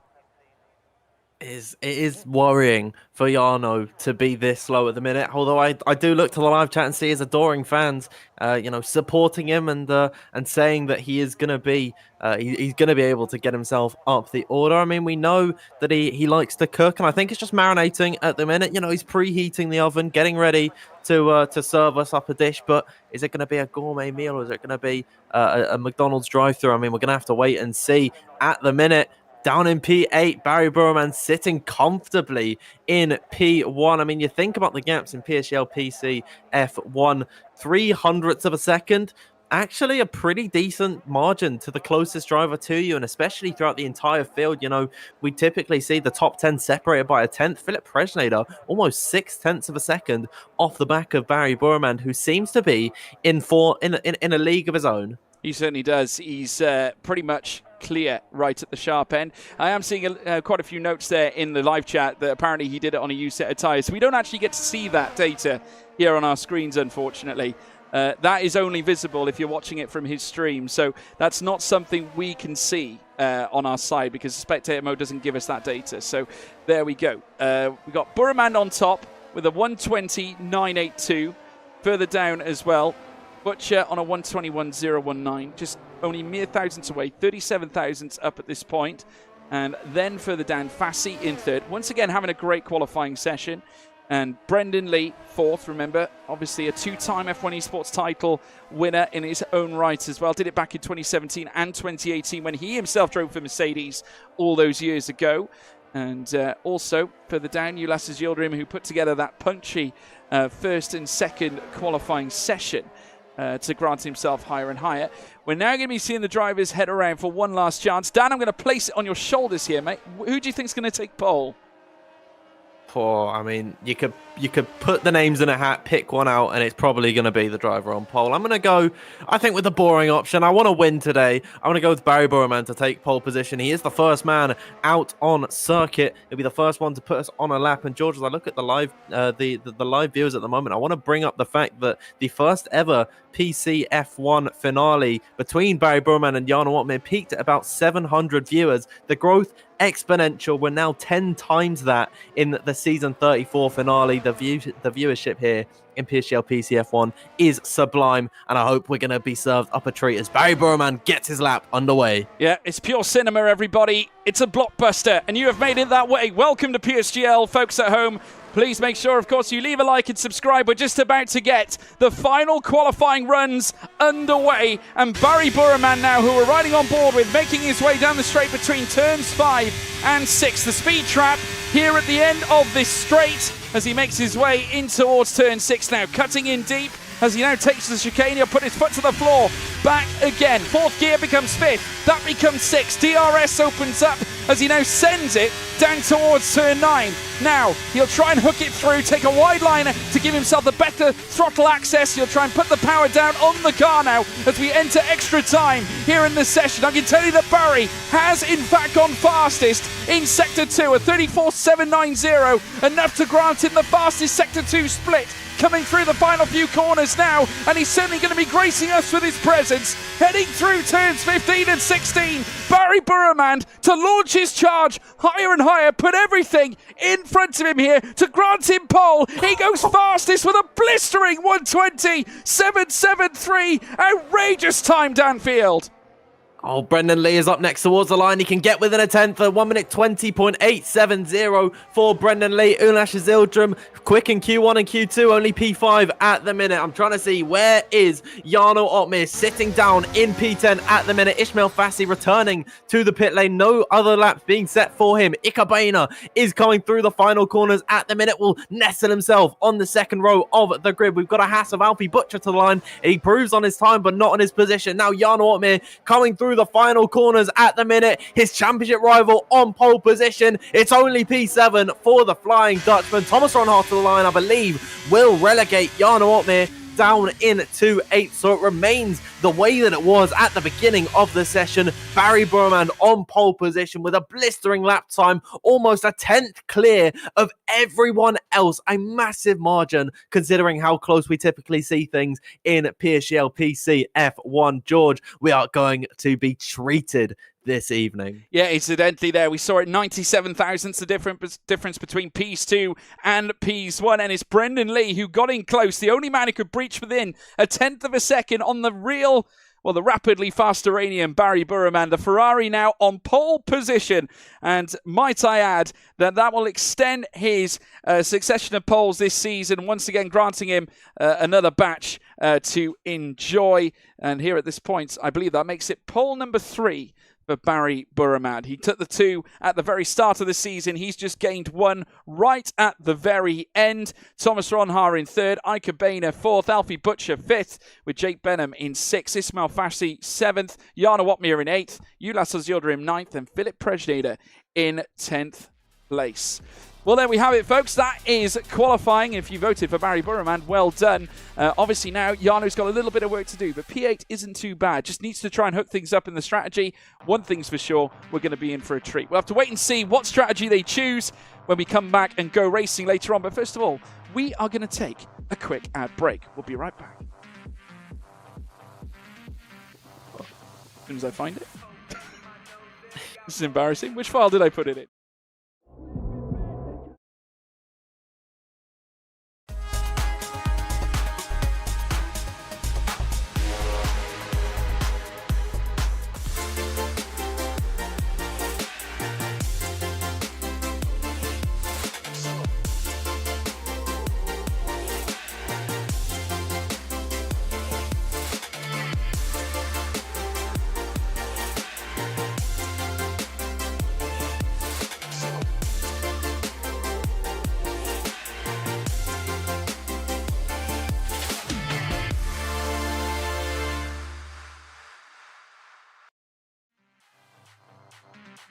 Welcome back, folks, to the PSGL PC Championship, and obviously a big shout out to our friends at Virage as well for all their hard work and obviously supporting this channel as well here at PSGL. We, of course, couldn't do it without them, and all our supporters here, including GT Omega as well. If you haven't done so already, please make sure that you do, of course, leave a like and a subscribe as well to help PSGL out in the future. You can also check out Premier Sim GL on Twitter, Instagram, at Premier Sim GL, so be sure to do that. Leave yourself as well with a subscribe. As I said, make sure you do. Stay up to date with every time we go live here on this channel. But Dan, another fascinating qualifying session. Only this time, it was Barry Broumand who typified the top end, and it was a really stunning performance, was it not? Yeah, Barry Broumand, I mean, being almost a 10th clear of the entire rest of the field is almost unheard of here in PSGL PC F1. I was actually looking at the Q1 times. Ulas Yildirim was quickest of them all at 1 minute 21.262. Thomas Ronhaar was down in 14th and was exactly 1/10 of a second off of the back of Ulas Yildirim there. So it's just mind-blowing how Barry has been able to find such an immense gap over the rest of the field, and I think it really is going to help him along this race. But it is 29 laps of continuous stress for these two drivers, and in about 45 minutes time, George, we are going to know who is the season 34 champion. Yeah, we're going to be in for a real treat, guys, so sit tight. We have never yet seen a title contested in such a manner. Of course, Barry Broumand and Jarno have been fighting titles now for years, and it seems like it's a recurring theme that we see year after year. I remember back when I first started on the PC platform as a commentator, and my first major championship, it was always fought out between these two contenders. It was always Barry, it was always Jarno, and it was always a pleasure to watch as well. Historically, we saw such a plethora of great races with them in the past. Of course, Jarno would come into close contention with him again back in season 27 when we first started here at Premier Sim Gaming Leagues. And since then, we have rapidly risen. Season 28, season 29, he would go on to take those championships. I should, of course, allude that 29 28 was incidentally merged into 29. And, of course, season 30 is where, of course, we saw him win that title as well. Since then, though, we've seen two different names touch the top end. Lucas Blakely did so, as did Barry Broumand, of course, our latest champion. And it seems fitting that we come to a circuit where we've only raced here twice before, and each of the winners, season 27 being Jarno Opmeer, Barry Broumand taking it last season in season 33. This was meant to be. We're about to crown, in my view, a champion of champions. And Dan, I'm going to ask you, come out and say it, who do you think is going to take the title? Oh, that's not fair at all. I mean, I want to say both, but at the end of the day, George, there's going to be just one winner in the end. And I think Jarno Opmeer, he can do it. He's starting down in P8 at the minute. he needs to finish at least 4th if Barry Broumand were to win and take. Well, actually, no. If Jarno finishes 4th, he wins the title regardless of where Barry finishes. But if Barry wins and takes the fastest lap, let's say it's a perfect race for Barry Broumand, Jarno Opmeer needs 5th. He's starting 8th. And I think the Dutchman, with his race pace, George, he is definitely able to get up 3 places and put himself in that championship winning condition, but in that championship winning position. So I'm going to go with Jarno Opmeer, but it does pain me to say that because Barry Broumand, such an immense talent, and these two have been, I think, the 2 main drivers of they've been the 2 protagonists of the PSGL PC scene. I was actually doing a little bit of maths earlier on. We've had 70 PSGL PC F1 races, if I'm not mistaken, give or take, and 31 of those wins have gone to Barry Broumand or Jarno Opmeer. That is 44% of every single PC F1 race. It has either been Barry Broumand or Jarno Opmeer taking victory. The 2 of them are the staples of PSGL PC F1. And I think tonight, George, you are absolutely right. It is a champion of champions. It is. And if he does it, it'll be a phenomenal occasion for Jarno because, of course, coming off the back of winning 3 titles, I think this will be almost a cathartic experience for him because obviously he has really struggled in recent seasons, hasn't been able to win or recapture that F1 esports title. Remember, of course, Lucas Blakely winning it last season back at this very circuit at Abu Dhabi in F1 esports. And now I think Jarno is on a voyage of discovery. He could yet become, this year, the first driver to come back from not winning a title to winning a title. So a returning champion. We have yet to see that in F1 esports. And of course, we've yet to see that here in PSGL as well. Remember, Jarno won all his titles consecutively here in the PC Championship. Barry's only won 1. And of course, if he wins again, that'll be a consecutive title. Only Lucas Blakely could have done that, but he, of course, not even in the points equation to secure it. So there's so many storylines in behind this massive gargantuan championship fight, and I can't wait to see it, folks. And I want to hear from you guys at home as well. Who is going to take the PSGL PC Championship? Let us know in the live chat. We will read through, of course, your messages that you send through. But we've got to look at this circuit in particular because, Dan, 2 major DRS detection points heading through turns 5, down towards turn 6, turn 7, in towards turn 9. Of course, they are going to be the major players, I would say. But we do see a few drivers chancing their arm through turns 3 and 4, don't we? Before they head into the hairpin at turn 5. Yeah, I mean, if they get the run out of the final corner and down that main straight, it is very difficult to get the move in through turn number 1. And sometimes that would lead to some side-by-side action between drivers heading up the hill and then down the slope in towards turn number 5. And typically, whoever's on that left-hand side will have the advantage for that hairpin corner. But, you know, some drivers, they can use the momentum around the outside. I mean, this Abu Dhabi circuit is overtakes galore, and I think the layout change has certainly been a huge catalyst in that. It's made Abu Dhabi one of the more boring circuits without many overtakes to now being one of the, I think, the shining stars, honestly, on the F1 calendar and certainly in league racing and the esports scene.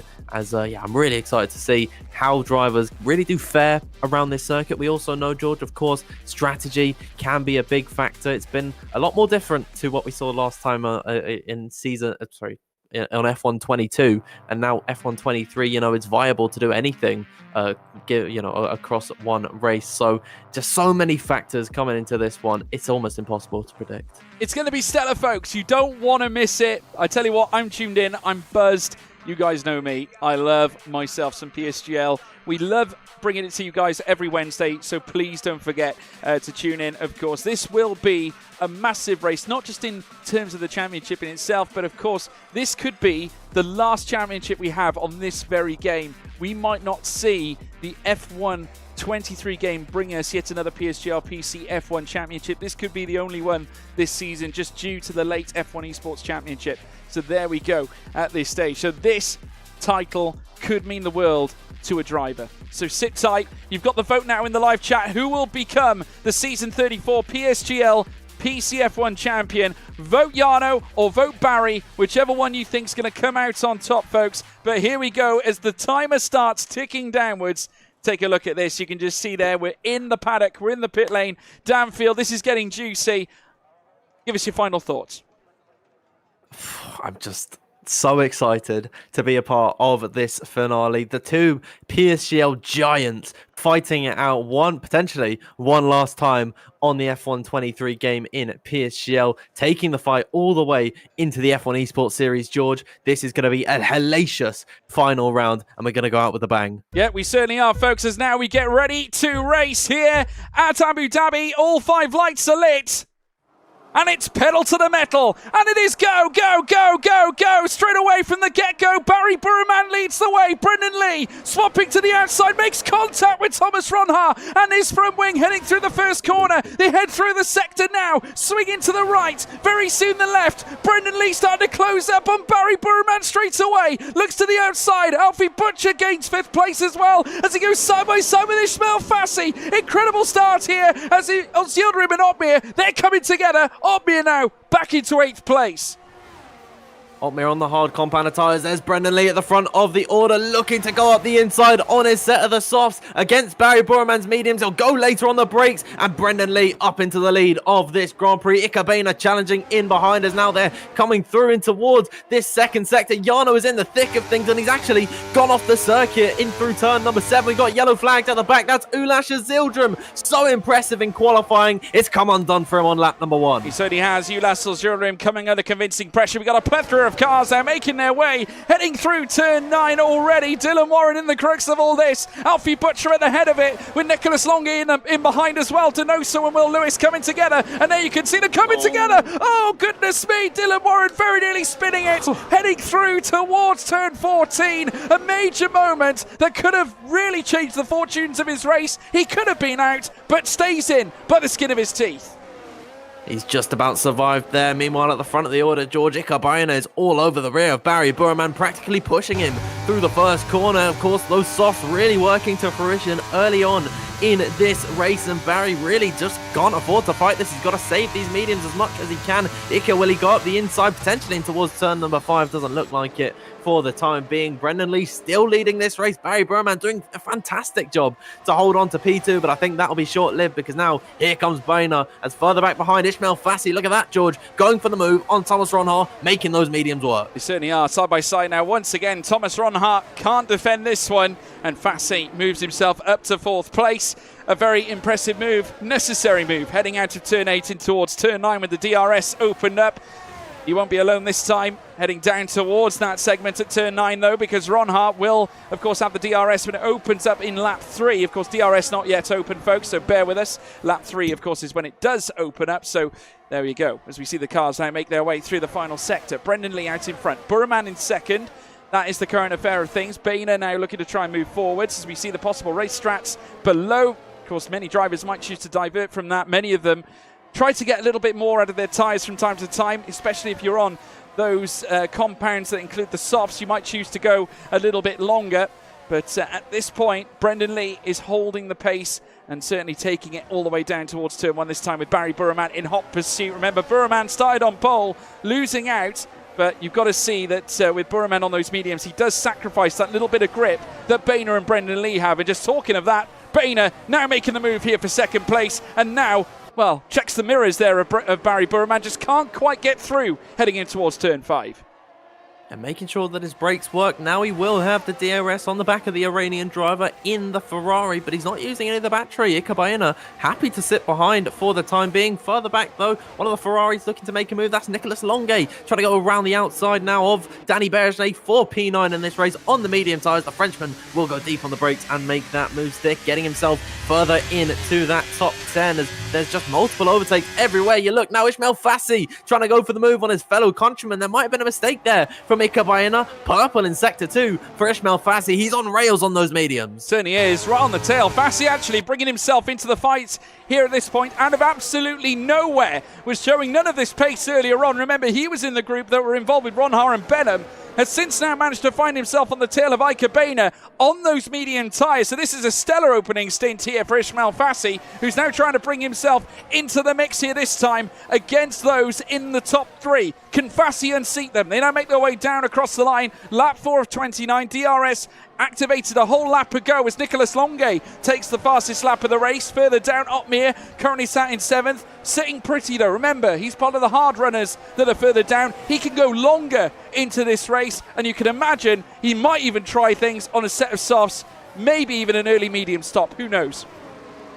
We'll have to wait and see as now Ikabayane looks to have a good run off the exit of turn number 5 on the back of Bari. Broumand has just got all the straight line speed in the world, utilising the DRS on the back of Brendan Lee, who's not been able to stretch the gap to the Ferrari driver, who's going to have a half look up the inside heading in towards turn number 6. No late scent. It's only lap number 4 of this race. However, there's still plenty of opportunities for Bari to go for the move. Of course, back-to-back DRS zones could be crucial in the latter stages of this Grand Prix. Is now heading on towards turn number 9. There's the move for Bari Broumand back into the lead of this Grand Prix ahead of Brendan Lee, and now the medium runner is leading this one. Yeah, not wasting any time now coming out of turn 9. It's Bari Broumand who leads the way, makes his way in towards sector 3 proper as he now squirms through the very technical section of this circuit through 14, and then he'll make the run down towards turn 15 and 16 to begin lap 5 of 29. The Scuderia now on top. Of course, at this point, Bari Broumand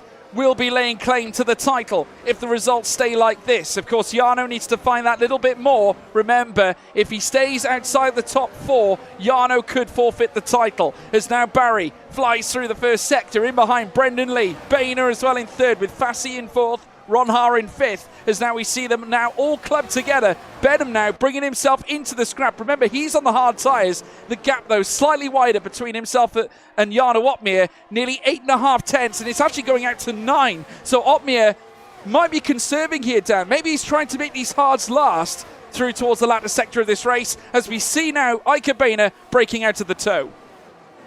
Oh, he gets close to the back of Brendan Lee, but he's just sort of in purgatory at the minute. He gets close to the driver in front, but because he's been able to, Brendan Lee's been able to use a DRS on the back of Bari Broumand. Oh, here we go. Ike just can't go for the move. Yeah, well, Nicolas Longuet, sorry to interrupt you, Dan, now is going to make a move here on the Flying Dutchman. Jarno Opmeer in trouble now as Bari Broumand's teammate goes wheel to wheel, heading through turn 9. We feared this might happen, and Nicolas Longuet, the Frenchman, now blasts ahead there of Jarno Opmeer, who's now reduced to 8th place. The Scuderia working together. Now, does he slow Jarno up? Is that the plan? Is he now going to open up a gap between those ahead and those behind? That is detrimental to the race of Jarno Opmeer, who falls down into P8. And we know that Nicolas Longuet is one difficult driver to overtake. So Jarno really does have his work cut out for him. But then Nicolas Longuet makes a mistake through turn number 1. Now Jarno Opmeer possibly going to be invited to go back for the move, try and challenge the Frenchman heading in towards turn number 5. He looks to be a little bit too far back for the time being. However, Nicolas Longuet making a slight error through turn number 1. He slides his way through the corner. The correction sends him off the circuit. He's been able to keep touch with the drivers in front, as meanwhile Ismail Fassi making the move to go onto the podium. He's trying to go up the inside now of Ika Boehner, but Boehner defending that position around the outside. Ismail Fassi trying to go for the move now. Ika going on the attack on Brendan Lee, side by side between the two Spaniards. Off the exit, contact between the pair of them. Ismail Fassi trying to go the long way around. He's been forced off the circuit now by Ika Boehner, who's just about managed to hold on to that position. Ismail Fassi gonna have to remain in P4. Little bit touch and go as to whether that was clean racecraft there, George. They got very close as well. I think Thomas Ronha might have jumped out of his seat as well just a little bit, because Ismail Fassi's car slowed down abruptly heading out of the chicane, out of turn 7. Of course, it very nearly would have taken, I'd imagine, Ronha's wing off. He wouldn't have probably appreciated that at this point as well. But as they make their way around on lap 6 of 29, Bari Broumand, as we said before, still leading the way. Brendan Lee waiting in the wings. Of course, just receiving a reasonable tow. But, of course, he will forfeit some track position late into the race, because, obviously, Brendan, the ideal scenario for those on the softs would be to gain some delta on the cars behind, but that's very tricky, especially when you've got drivers that are very fast on the medium compound of tyre. It tends to negate the strategy that those on the softs are going to make. So Lee and Boehner potentially up against it in this race as we work through it later on. We'll wait and see, as now the cars make their way now down through towards the chicane at turn 6. And again, the DRS opens up. Bari Broumand, of course, leads the way. His teammate Nicolas Longuet ahead of Jarno Opmeer, as we saw, of course, Longuet make that crucial overtake earlier on. and preventing Opmeer from coming back through. Now, Longue on the medium tyres, so he will box before Jarno. So it could yet become that Opmeer's strategy could still work for him here. It's still early days. Lap 7 of 29. And Berejnay as well in the mix of all this. Philip Presneder, of course, remember qualifying so well as well, getting into Q3. Alfie Butcher now down in 11th to Ulas Yildirim, who put in a stellar performance heading into this race. He's also on the soft tyres, but currently at the tail end of the field after that early spin. At the front of the order, Ismail Fassi has finally made the move on Ikebana. He got himself onto the podium places, but Georgie's really sacrificed his battery. He's only got 21% in the back of that Williams. Ikebana has also used quite a lot of his resources, 44% to him. Meanwhile, Thomas Ronhaar in behind, sitting in 5th on those hard compound of tyres. He's got a full battery in the back of that Alfa Romeo and should have an easy time of overtaking both Ismail Fassi and Ikebana. So all of that fighting, whilst it was great to see, now is really going to harm their races because he's got an angry Dutchman right behind him who's already looking up the inside of Ikebana, who's 7-lap-old soft tyres, George. They're not going to be in the greatest condition at all. No, they're not. DRS opens up here for Ronhaar. Still, though, not primed to make an overtake just yet, but he will be able, I'm sure, to make a move heading down through later on, as we saw Brendan Lee having a look down the inside of Barry Broumand heading in towards the chicane section. Lee, though, not able to trump Barry Broumand. Now, is this certainly a statement to suggest that the soft tyres have declined, as we see Ismail Fassi now braking to the outside. He's staying on the heels here of Brendan Lee, who has another little look here on Barry Broumand for the lead of the race, as now they make their way down through towards Sector 3 proper, heading in towards turns 10 and 11. Broumand now out in front, comfortable at this point on the medium tyres. Fassi watching all of it unfold. Remember, he brought himself right into the mix here earlier on, making some key overtakes, got ahead of Ikebana. Thomas Ronhaar on the hard tyres, also making some really impressive ground here and hunting on the back of Ikebana, who of course has impressed in recent seasons. A hotly contested PSGL F3 Championship that included the likes of Ismail Fassi and Will Lewis for that matter. 3 graduates out of the F2 Championship that have now made it here into F1 as well, and now fighting it out with the best in the world here at Yas Marina Circuit. Here in the final round of the PSGL Season 34 PCF1 Championship, things are certainly being served up on a plate, and certainly for the fans at home that are tuning in, they're going to be in for a treat as Barry Broumand takes them round on lap 9.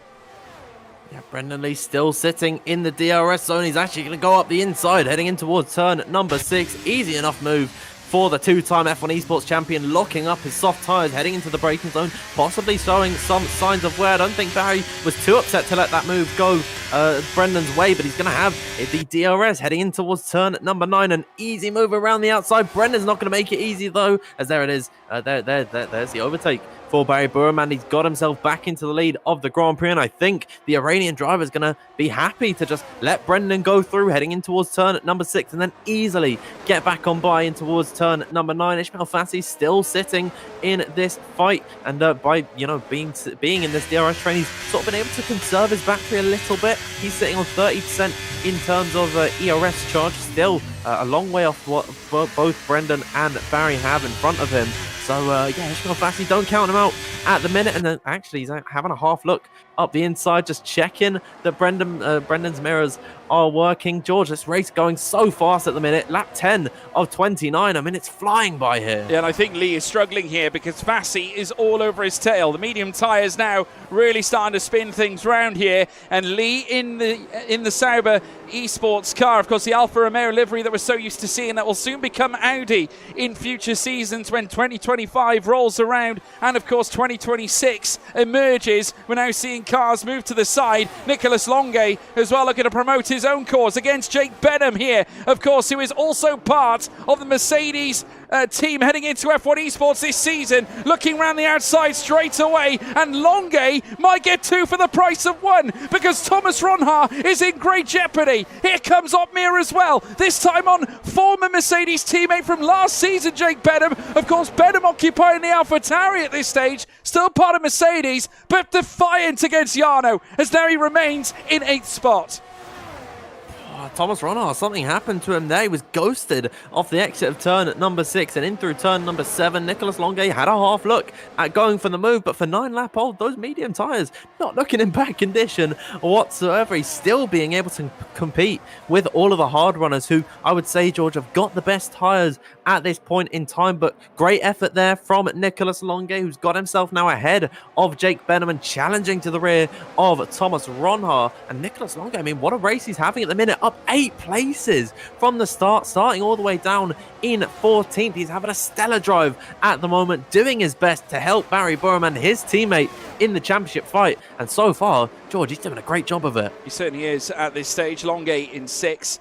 As Ulas Yildirim sustains a 3-second time penalty. Of course, his race very much slipping away at the very start. Is well at the back of the field and 29 seconds back, having already stopped. As now we're seeing already now Brendan Lee retake the lead of the race. A late send, though, by Ika Boehner. This time trying to challenge Ismail Fassi for that 3rd place here on lap 11 of 29. Things starting to heat up here as Thomas Ronhaar also looks to make the big moves. Bari Broumand now retakes the lead away from Brendan Lee this time around, as they swoop through turn 9 here at this point as well. Fassi defensive against Ika Boehner, but Boehner showing no signs of giving up. He really is trying to thump his way back into P3 with Thomas Ronhaar, who, I can't believe this, has recovered so well. Remember, he was right on the front end of Nicolas Longuet's car. He's managed to bring them all up to the back of Ika Boehner in absolutely emphatic fashion.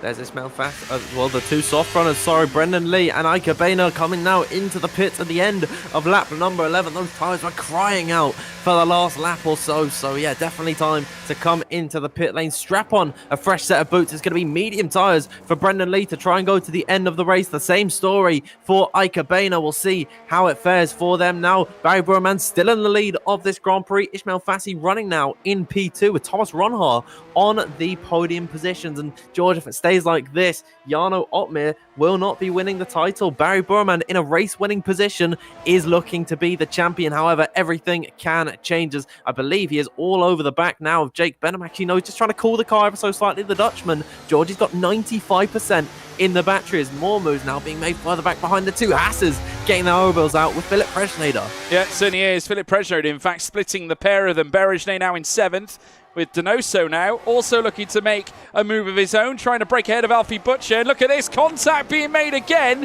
as Presnader gets a nudge in the back from Alfie Butcher. And Donoso is going to look to try and take the pair, but sustains a 3-second time penalty for track limits. And unfortunately can't get past Presnader. So Presnader, whether he's struggling on his tyres, I'm not sure, maybe struggling in general, is now finding himself a bit of a cork in the bottle between that of Donoso and Butcher. So immense scenes here. The big question is, does Butcher have front wing damage?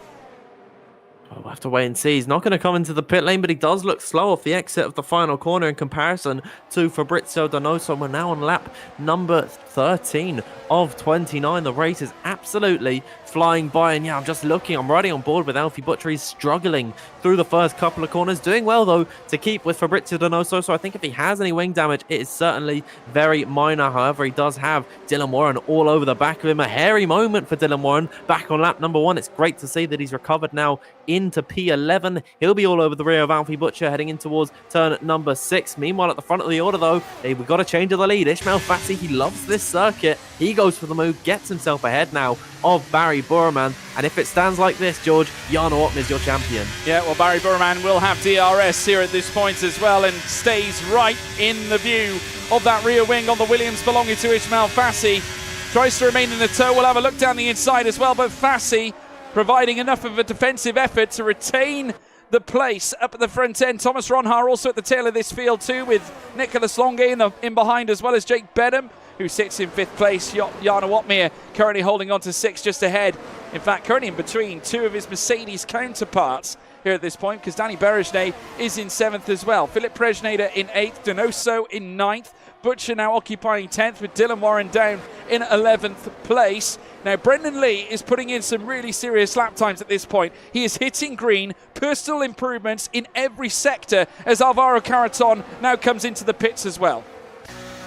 That's 13 laps on a set of the hards, so are we expecting all of the hard runners to come in the next few laps. And as Brendan Lee on the mediums, he's quickest of them all on a circuit at the moment. Alvaro Carreton going to come out on circuit well behind both Brendan Lee and Ikabaina, who I think, George, after the pit stops are made, will potentially be the leaders of this Grand Prix. So we'll just have to wait and see once everyone comes into the box in the next few laps or so what happens here. Is now Barry Broumand having a half look up the inside of Ishmael Fassi. Thomas Ronard is going to go later on the brakes, try go around the outside of Barry, but I think Barry, George, he's happy to sit in behind Ishmael Fassi. The last two DRS zones he's lifted off and he's not even using any of the battery. Never mind, just forget what I said, because now Barry Broumand back into the lead of the Grand Prix. He certainly is now back in front. The rapidly fast Iranian now back on top here at Yas Marina. Jarno Opmeer still outside of the positions required in order to clinch the title. 6th place and within half a second of Jake Benham, however, needs to make the moves here soon as possible. Obviously, he will have his pit stop coming eventually. We're here now on the cusp of the halfway point here in this Yas Marina battle, as now in comes Ishmael Fassi. He now comes into box. Nicolas Longuet, one of the Ferraris, now coming in as well. So Barry Broumand now will take them round again. Obviously, still yet to stop. In fact, the only medium set of tyres in the top 10, still yet to box here at this point. So this is a brave call here from Barry. This is very ambitious. Yeah, and if he can make it work, if he doesn't lose too much time, then the overcut really will work in his favor. But he's got to push like crazy this next lap or two. Whenever he decides to pit, he really does need to scrub off minimum time as possible. And he's using the battery, not even to defend from Thomas Ronhaar. Thomas Ronhaar is going to go for the move anyways, is now up in towards turn number 6. Thomas Ronhaar takes the lead of the Grand Prix for the first time. But yeah, Barry Broumand, I think those medium tyres are done for. He got to pit at the end of this turn and on to a set of the hard compound of tyres. Is the Iranian driver maybe going to try and stretch these as long as possible and go for the sauce? It's going to be a very bold move for him as now in towards turn number 9. Barry Broumand not going to go for the lead. Thomas Ronhaar going to secure that position. I can see on the telemetry though, that spanner and screwdriver, that's blue for Barry. That means his pit window is open. Yeah, it certainly is. Now the big question is, because Longuet pitted in the last lap, does this mean that Barry corresponds as well? And if he does, where will Brendan Lee come out in all this? Because remember, he's been setting really pacey laps. This lap, though, not necessarily decent, as in comes Barry. Barry comes into the pits, and now Ronhaar takes the lead here at this point. The big question is, where is Brendan Lee? Because, of course, him and Pookie, of course, they've already boxed. Will Brendan Lee overtake, and will it be by a considerable margin against Barry Broumand as he now crosses the start-finish line? Yes, Brendan Lee, net leader of this race here at Yas Marina. Alvaro Carreton setting the fastest lap of the race, but Brendan Lee's hard work is being put here into, well, certainly from theory into practice. He now is your net leader here at Yas Marina. Barry Broumand's lost out heavy now to everyone else. He's almost 2 seconds to the rear of his teammate Nicolas Longuet, who he was ahead of by a considerable margin. So the undercut by just 1 lap for Ishmael Fassi and Nicolas Longuet has worked an absolute treat for them. Barry Broumand, though, he's going to have the slightly fresher tyres towards the end of the Grand Prix. Lap number 16 of 29. We are past the halfway point. There goes Jarno Opmeer making the move on his Mercedes teammate Jake Benham, driving the AlphaTauri for this evening.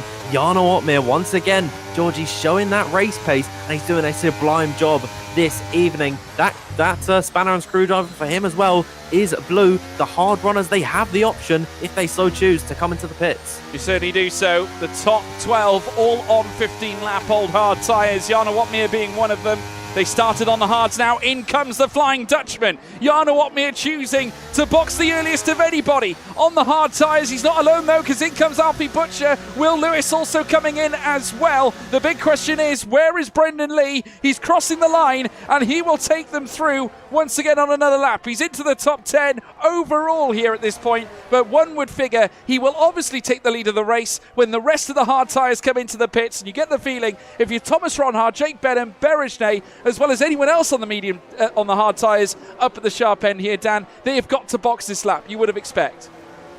Yeah, and I think it was really clever for Jarno Opmeer to come into the pits before Thomas Ronhaar and Jake Benham undercut them both, because now that he is going to have no cars in between himself and Barry Broumand, and now all of a sudden, they're with together. the pit stops coming out, they're right together. Barry Broumand running in a net, P5 at the minute. Jarno Opmeer is 1 place behind him, and on fresh medium tyres, it is looking good for the Dutchman. It certainly is, because we're on lap 17 of 29. These medium tyres will have no problem to get to the end. He is right in amongst it, right next to Barry Broumand, regardless of whether Barry makes his way in towards the point segments, whether or not he wins this race. As long as Opmeer stays on his tail, he will be crowned champion here at this point now, as they swoop through the next left-hander here, heading through turn 9, 10, 11 and 12 will come up next as well. And Jarno Opmeer, who's bidding to become a 4-time PSGL PC champion, has every chance to do this now, as the rest of those on the hard tyres come into the pits with only 4 remaining out here at this point. Prejnader leads overall. Brendan Lee, the net leader of the race so far, or should I say, in fact, Ike Boehner now the net leader, because he has overtaken Brendan Lee and is now in 5th place.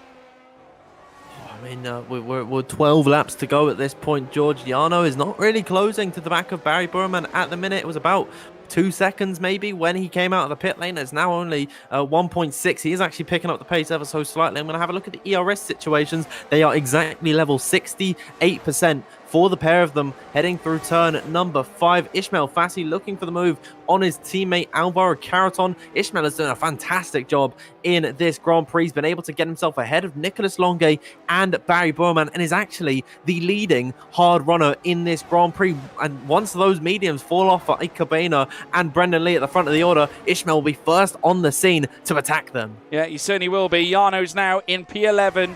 1.5 seconds behind Barry Broumand, who is on hard tyres and will surely be feeling the pinch here as the Dutchman reels him in here at this point now. Danny Berejnay jumps ahead of Will Lewis heading through turn 9 himself, but Will Lewis will have every chance here to come straight back at the Hungarian as they now make their way through towards the technical section in Sector 3. In comes Prejnader.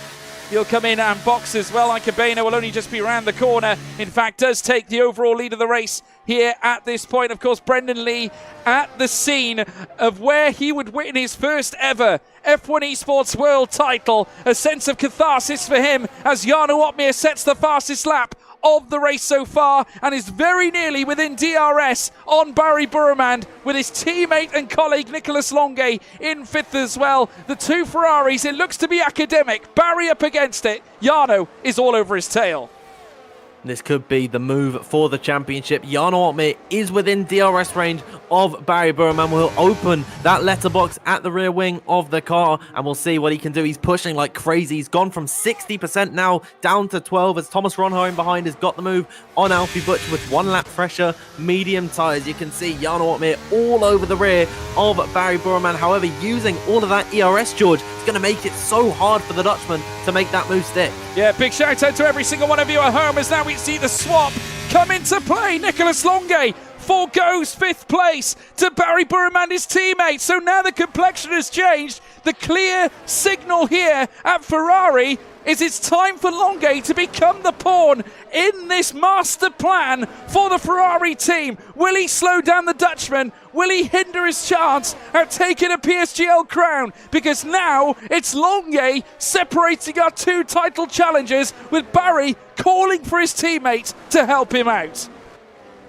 Oh, I mean, I've got a smile plastered across my face. Thomas Ronhaar, fastest lap of the Grand Prix. He is closing to Jarno Opmeer in behind at the minute. 7th and 8th for the 2 fellow countrymen. Will Thomas Ronhaar be a cork in the bottle for Jarno at some point in this race? We are 10 to go here in Abu Dhabi. And George, we are going to be treated to a show-stopping finish, because here is Jarno Opmeer on the back of Nicolas Longuet. Jarno is utilising the battery. He's closing to the rear of Nicolas Longuet, heading in towards turn number 6. Nico gonna defend ever so slightly. He's been boxed in as now Jarno Opmeer going almost into the wall. Contact between himself and his championship rival, but Jarno Opmeer's up the inside. He'll get the pair of them heading in towards turn number 7. He's off the circuit though. Incredible scenes here. They came together. Nicolas Longuet trying to marshal the defence. Barry Broumand alongside him. It's a Longuet who's going to go around the outside here and try and close off the approach from the Flying Dutchman. The statement certainly clear on part of the Ferraris who were trying to put Opmeer to bed. But here in lap 20, Longuet jumps back ahead of him here. This is dramatic. This is outrageous. Absolutely impossible scenes here to fathom in a finale such as PSGL, where we're now seeing drivers put to the test. Opmeer though rising to the occasion. He trumps Longuet and jumps ahead of him into P6. And in comes Thomas Ronhaar onto the scene. Jarno Opmeer's lost now 1.5 seconds to Bari Broumand up ahead of him. Thomas Ronhaar with 1 lap fresh and medium tyres and 65% in the battery is going to be all over his fellow countryman. Now Nicholas Longuet going to be relegated, getting overtaken by Alfie Butcher. Here's Thomas Ronhaar on the back of Jarno Opmeer. These two have got quite a history in towards turn number 5. Will Thomas Ronhaar go for the move? Not quite this time by, but he's going to have DRS, and you can just see he's so much more confident on the exits of the corners. He's got the battery. Jarno Opmeer's blinking. He's vulnerable into the corner. There goes Thomas Ronhaar into P6. Jarno Opmeer, the race isn't over for him. No, not at all. Bari Broumand is already well on his way. Remember, he just needs to make the serious moves here just to make his way to the top end. He is trying to grasp every point he can to potentially win this title. Ronhaar now ahead of Jarno Opmeer. And now we're seeing a tie-up for the lead as well, because Brendan Lee has just snatched it away from Ika Boehner. But that is not the story, folks. That is not the story. Credit to Brendan Lee, but there's more in the pan than this. We got Jarno currently sat in 7th. He's being swarmed around by Alfie Butcher. Oh, he spun! No! Goodness me, no! Heading through the final sector. Jarno Opmeer has been spun here at Yas Marina, uprooted by Alfie Butcher. Could that be the title? Could he be saying goodbye to the championship? Jarno Opmeer now relegated down into 18th position. Bari Broumand running in 5th. It's not all hope is not lost for Jarno Opmeer, because if it stays this way, he is still the champion. Bari Broumand has got to finish P2 or higher, because he's 11 points back from Jarno Opmeer. It's 12 for second, so if he does end up scoring P2, he will be just 1 point ahead of Jarno Opmeer. And George, we're going to find out in the next few laps, but Jarno Opmeer now down into 18th. He's going to lose all hope here. Well, they say, don't they, that every single finale we have here at PSGL is contentious. Once again now, we have a scrap happening with Alfie Butcher, of course. Now, he might be the crux of the issue that might have hampered Jarno Opmeer's chances of winning the PSGL crown for a 4th time. Here at this point now, it's all on the table for Bari Broumand. There's only one job he needs to do, and that is to obtain P2 here in this race. At this point, he sits in 5th with every chance here of becoming a 2-time PSGL PCF1 champion. He will now certainly see himself surpass Lucas Blakely in number of titles, but at this point in 5th place, he won't win a thing. He needs to get himself into 2nd at the very minimum in order to capture that crown. Jarno Opmeer undoubtedly seething with that contact between him and Butcher. It was devastating, and naturally at this point, it's all out of his hands here, Dan. It is gut-wrenching for Jarno Opmeer to be in such a powerless position. He could still win the title, but there's nothing he can do about it. If Bari Broumand gets onto the podium and into P2, there's nothing Jarno Opmeer can do at this point. He is the Flying Dutchman. He is the 3-time PSGL PCF1 champion, but he's not Superman. There's no way he can get himself in a good position. Meanwhile, though, Thomas Ronhaar gonna maybe be helping out Jarno Opmeer here, because now he's been able to overtake Bari Broumand heading in towards turn at number 6, and he's now down into P6. He's got to make 4 overtakes in the next 6.5 laps here. It's looking difficult, I'd say. At the front of the order still, Brendan Lee and Ika Boehner fighting it out for the position. Ishmael Fassi and Alvaro Caraton beginning to close to him, but I'm just worried. I'm so worried. My nails completely gone at this point, George. I tell you what, it is a biter downfield here at this point, and Broumand is getting closer and closer to the front end, but he has got a massive amount of work to do. Remember, going back to the points required, he needs 11 at least to try and draw with Jarno. P2 would grant him 12 points, which would by default grant him with the championship. But first of all, he needs to get himself past Thomas Ronhaar, Alvaro Caraton, Ishmael Fassi and Ika Boehner. Easier said than done, as Ronhaar now makes his way through into 4th place ahead of Alvaro Carreton. He's going to be a difficult driver to pass, as well as Ismail Fassi, who's on 9-lap old hard tyres. Boehner, who is still 2.5 seconds clear of Fassi. Whilst, of course, that the hand that Jarno has been dealt hasn't necessarily been ideal, at this point it does seem a lot for Broumand to try and accomplish in order to take the crown here, Dan.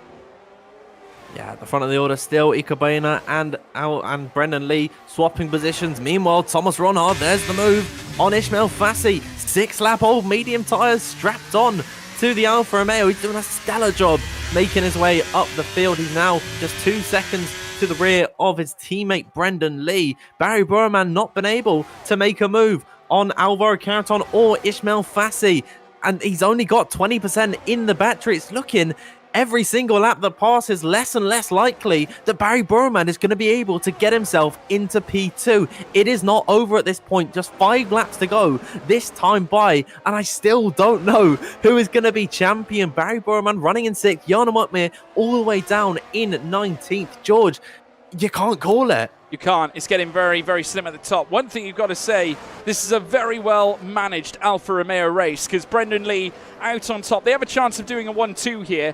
Boehner in 2nd. Thomas Ronhard now only 1.6 away, now 1.5, and closing the gap on Boehner in 2nd place. So as far as Alfa Romeo are concerned, this could not be going any better. Brendan Lee managing a superb race right now.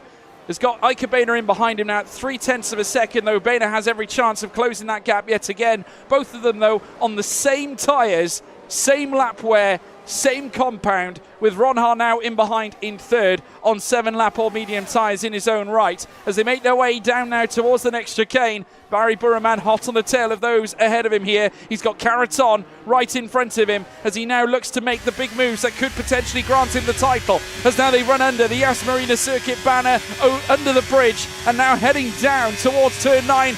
Boehner, now we're seeing Ronhard lose out this time to Ismail Fassi. Fassi now up to 3rd. Boehner now retakes the lead of the race, so swapping throughout the top 5, with Broumand still struggling to get beyond Carreton, who is driving impeccably right now. Yeah, Barry needs to get through on 2 cars at the minimum. If Boehner and Brendan Lee, their tyres fall off the cliff, it shouldn't be a difficult move for Barry to make it stick, but he's got to get himself into P2. At the minute, he has to overtake Thomas Ronhard and Alvaro Carreton. Alvaro's tyres going up in wear, 12 laps now on the set, the mediums. Undoubtedly, Barry Broumand is going to have the quicker tyres. However, being in that DRS train, it's so difficult to make the move stick. Alvaro is losing out to Thomas Ronhard at the moment, though struggling on his mediums. Barry's got to get a move on. He is saving some of the battery at the moment. We've got to turn our attention, though, to Thomas Ronhard on the rear of Ismail Fassi, because he is trying to get to the 2 leaders at the front who have been slipstreaming and DRSing off each other this entire race. There's the move for Thomas Ronhard up the inside, back onto the podium. However, Ismail Fassi not making it too easy for him. He'll go up the inside. Ismail trying to hold this one around the outside, but I think he's wise to back off there, because he'll have the DRS this time by heading in towards turn number 9. But Georgia just looks a little bit too far away at the moment. Thomas Ronhard, I think, is going to be solidified in that position. Yeah, well, Brendan Lee now retakes the lead ahead of Boehner. 2/10 now the gap as they sprint through turn 9. Once again, heading through the final sector. Alfie Butcher ahead now of Jake Benham, as Jake now moves into 8th place. Danny Berejne in 9th, with Warren now down to 10th. Now Brendan Lee takes them through the final sector yet again. Very soon to begin, lap 27 of 29. We're now only a mere 3 laps of magic away from the checkered flag, and at this point, Broumand will not win the title. He is still considerably behind, needs P2 to achieve that, and at this point now, needs to get himself past 4 cars should he want to have, or certainly lift that championship above his head. Here at this point, it is still going to be Jarno Opmeer who will be crowned the season 34 champion, but it could all be left up to question. Lap 27 of 29, Brendan Lee takes them down in towards turn 5 once again. Back on the throttle here this time from the Alfa Romeo as he makes his way down now with the DRS wide open. Thomas Ronhaar defensive again as now he looks to try and close off the approach from Ismail Fassi, who is right on his tail, and also at the same time out of the arrow of Ike Boehner, who goes for the lead of the race, makes his way through to the front. Fassi now challenging for fourth as well as they peel through, but Ronhaar having his number now, occupying third place still as they make their way down the next straight towards turn 9. Oh, I mean, Ismail Fassi going off the circuit. He went so deep in towards turn number 6. There's Thomas Ronhaar now defending once again from Ismail Fassi. Oh dear, he slow off the exit. Ismail runs into the back of him. Is there damage on that Williams car? I'm not too sure at this point in time. Meanwhile, in all of this, Bari Broumand still just waiting in the wings. He's running in P6, but there's sparks flying in front of him. I wouldn't be too surprised, George, if someone has an off at some point. Yeah, it's getting very close and very personal. Barry now on the back of Alvaro Carreton, and certainly it's going to be a very, very testing fight. Penultimate lap of the race, folks. We are here on lap 28 of 29. The next one will be the last. Ike Boehner leads the way. Longuet is retired. Nicolas Longuet is out of the race, and a yellow flag has been called down the home straight towards turn 1. Of course, we won't see a safety car at this point. Boehner, though, leading them through, and Barry going for 5th. Barry now moves up into 5th place. He jumps Alvaro Carreton, and now with the DRS opens up, along with that of Thomas Ronhaar as well. Look at Fassi now being dragged over to the inside. Back comes Carreton as they make their way down the inside again. Oh, massive contact! Massive contact. Barry makes a huge error and takes out Ismail Fassi as well as Thomas Ronhaar. He is now in 3rd place, but surely the stewards will take a look at that. Oh, Barry, come on, man. I was just thinking, you know, he's got to make these moves, but he's got to be smart about it. He's just completely run square into the back of Thomas Ronhaar, I believe that was. Ronhaar now down into 9th, and in all of that, he still wasn't able to make any overtakes. He's around the outside of Ismail Fassi at this point into what? Oh my gosh, and now Ismail Fassi off the circuit. Bari Broumand muscling his way through. He's desperate to take the championship here, but Ismail still holding him on the inside, defending like a lion. The young heart of Ismail Fassi, I mean, he's doing a stellar job of holding off the championship contender. Now one more lap to go here. Brendan Lee leading, Bari Broumand all the way down in 5th. I think you got to bring out the champagne if you're an Opmeer fan, George. Yeah, I think you do. Final lap of the race, folks, and surely it seems academic right now. Of course, Bari Broumand will surely suffer at the helm of the stewards after making a really reckless break, heading down in towards the chicane section, and now is at the mercy of Alfie Butcher, who looks to make the overtake into 5th. He does so, and certainly does once again place a barrier in between him and, of course, Bari Broumand. At this point, Broumand will not be champion. He needs P2 at the very least, and at this point, being hoovered up by the Haas as they make their way through the final sector for this final time here on lap 29 of 29. Broumand again being swarmed upon. Jake Bennett moves up into 5th now. Barry now losing place after place, but here at this point, it's the final sector. Brendan Lee, of course, a place where he was crowned before as a champion back in the 2017 F1 Esports season, the very first time he was here in Yas Marina, where he came across the line to crown himself F1 Esports champion. He'll make his way through the final 2 corners here this time in Abu Dhabi. Season 34 this time. He'll take a race win here in PSGL, but that's not the story. It's Jarno Opmeer, everyone, the GOAT. Speaking of the words from Jack Cannan, the GOAT is indeed back. Jarno Opmeer, he is your champion here in season 34 of PSGL.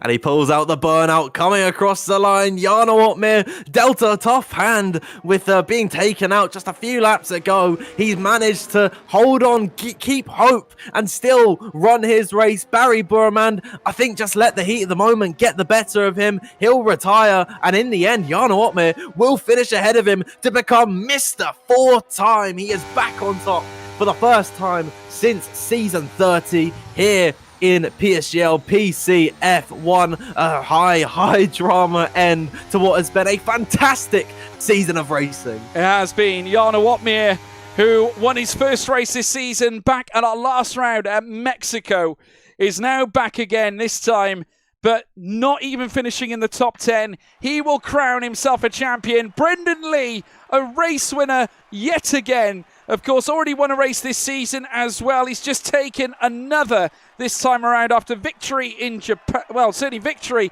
his most recent top result, coming all the way back at Qatar, where himself and Thomas Ronhaar would pull together an extraordinary result. He's now back on top yet again for his second race win this season, and was in the championship fight hadn't China had been called off. Obviously, due to the issues with the equal performance bug, of course, we had to write off Brendan Lee winning the title, but he has taken a victory here in Abu Dhabi to savour once again. Ika Boehner in second, Alvaro Caraton third, Ismail Fassi fourth, Jake Benham in fifth, Danny Berejnay sixth, Alfie Butcher in seventh, Thomas Ronhaar in eighth, Dylan Warren ninth. It's Freddie Rasmussen in 10th place, Philip Prejnader 11th, Jed Norgrove 12th, with Joni Tormela in 13th, Will Lewis in 14th, Fabrizio Donoso 15th, Istvan Pukki 16th, Jarno Opmeer 17th, Ulas Ozyildirim in 18th, Barry Broumand in 19th place, with Nicholas Longue out of the race as well. But there was only one winner, folks. It was Jarno Opmeer, folks. He was crowned your champion in what can only be described as a very messy race. I'm going to be quite honest with you, Dan. Yeah. I'm not going to let anything slide. But one thing we will show you is a feature.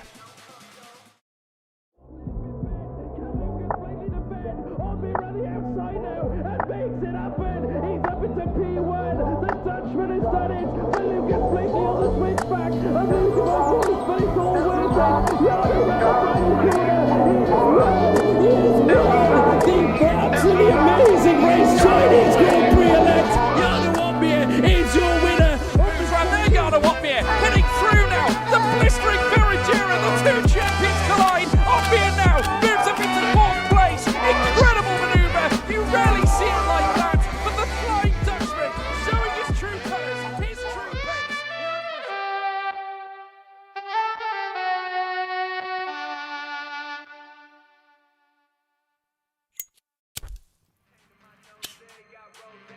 Well, there we have it, folks. Jarno Opmeer is your champion. And without any shadow of a doubt, it was certainly special. He's in fact going to be with us now in the commentary box. I'm going to drag him in. What a fabulous occasion for the young man. Jarno, welcome to the commentary box. You are a champion again here in PSGL for the first time since season 30. You're now a four-time champion PCF1. Despite what happened out there on track, because there were some pretty crazy standards out there, you survived and you are champion again. Yeah, thank you. Yeah, it was a typical championship race, quite clearly. So, yeah, it didn't go my way. The strategy didn't went great. An incident in the opening lap as well. And then, yeah, of course, the Ferraris didn't make it easy for me. And then, yeah, I just simply got tapped around. Alfie will misjudged his braking point. So, yeah, it is what it is. I'm not happy with the race, of course. But oh, I can't imagine you are. I've cooled down from it, to be honest. So, yeah, in the end of the day, it was a good championship for me, missing 2 races as well. So, yeah, just happy to still win the championship nonetheless anyway. I mean, it must be some sort of a record to only win a title with just one solitary win to your name. I mean, you must take a lot of pride in that, because that obviously means you're consistent, right? Yeah, of course, especially heading into F1 Esports soon, of course. Consistency is key, especially when the field is so close. You consistently need to be in Q3, even though if you don't have the pace. And I think this season I've pretty much done that every single time, apart from one occasion. So, yeah, confidence is really good. Abu Dhabi was probably one of my weakest tracks, so I'm happy that we got it out of the way. The potholes were not ideal as well, of course. So, yeah. And you must be hoping that the PSGL F1 Esports sort of trend works again this time around, because season on season here in PSGL, prior to F1 Esports Championships, it tends to be the case that the winner of the PSGL PC Championship tends to go on and wins F1 Esports this season. My guess is that you're hoping for the lightning to strike again here this time around as well. Yeah, of course, of course. I'm hoping that it's the same again this year. But yeah, in the end of the day, it doesn't mean anything. I think it just shows that you can compete on the top level in F1 esports. Of course, there are going to be some people taking it even more serious for F1 esports. Usually, Freddy every year is at least top 3. So yeah, I expect the same again this year. To be honest, he will be up there for sure. Yeah, and I tell you what, if you come ahead and do it this year, you will be the first driver to come back after not winning it the season prior to reclaim the championship crown. So quite a big year on your hands this year. But just looking ahead, obviously you've got some great teammates alongside you.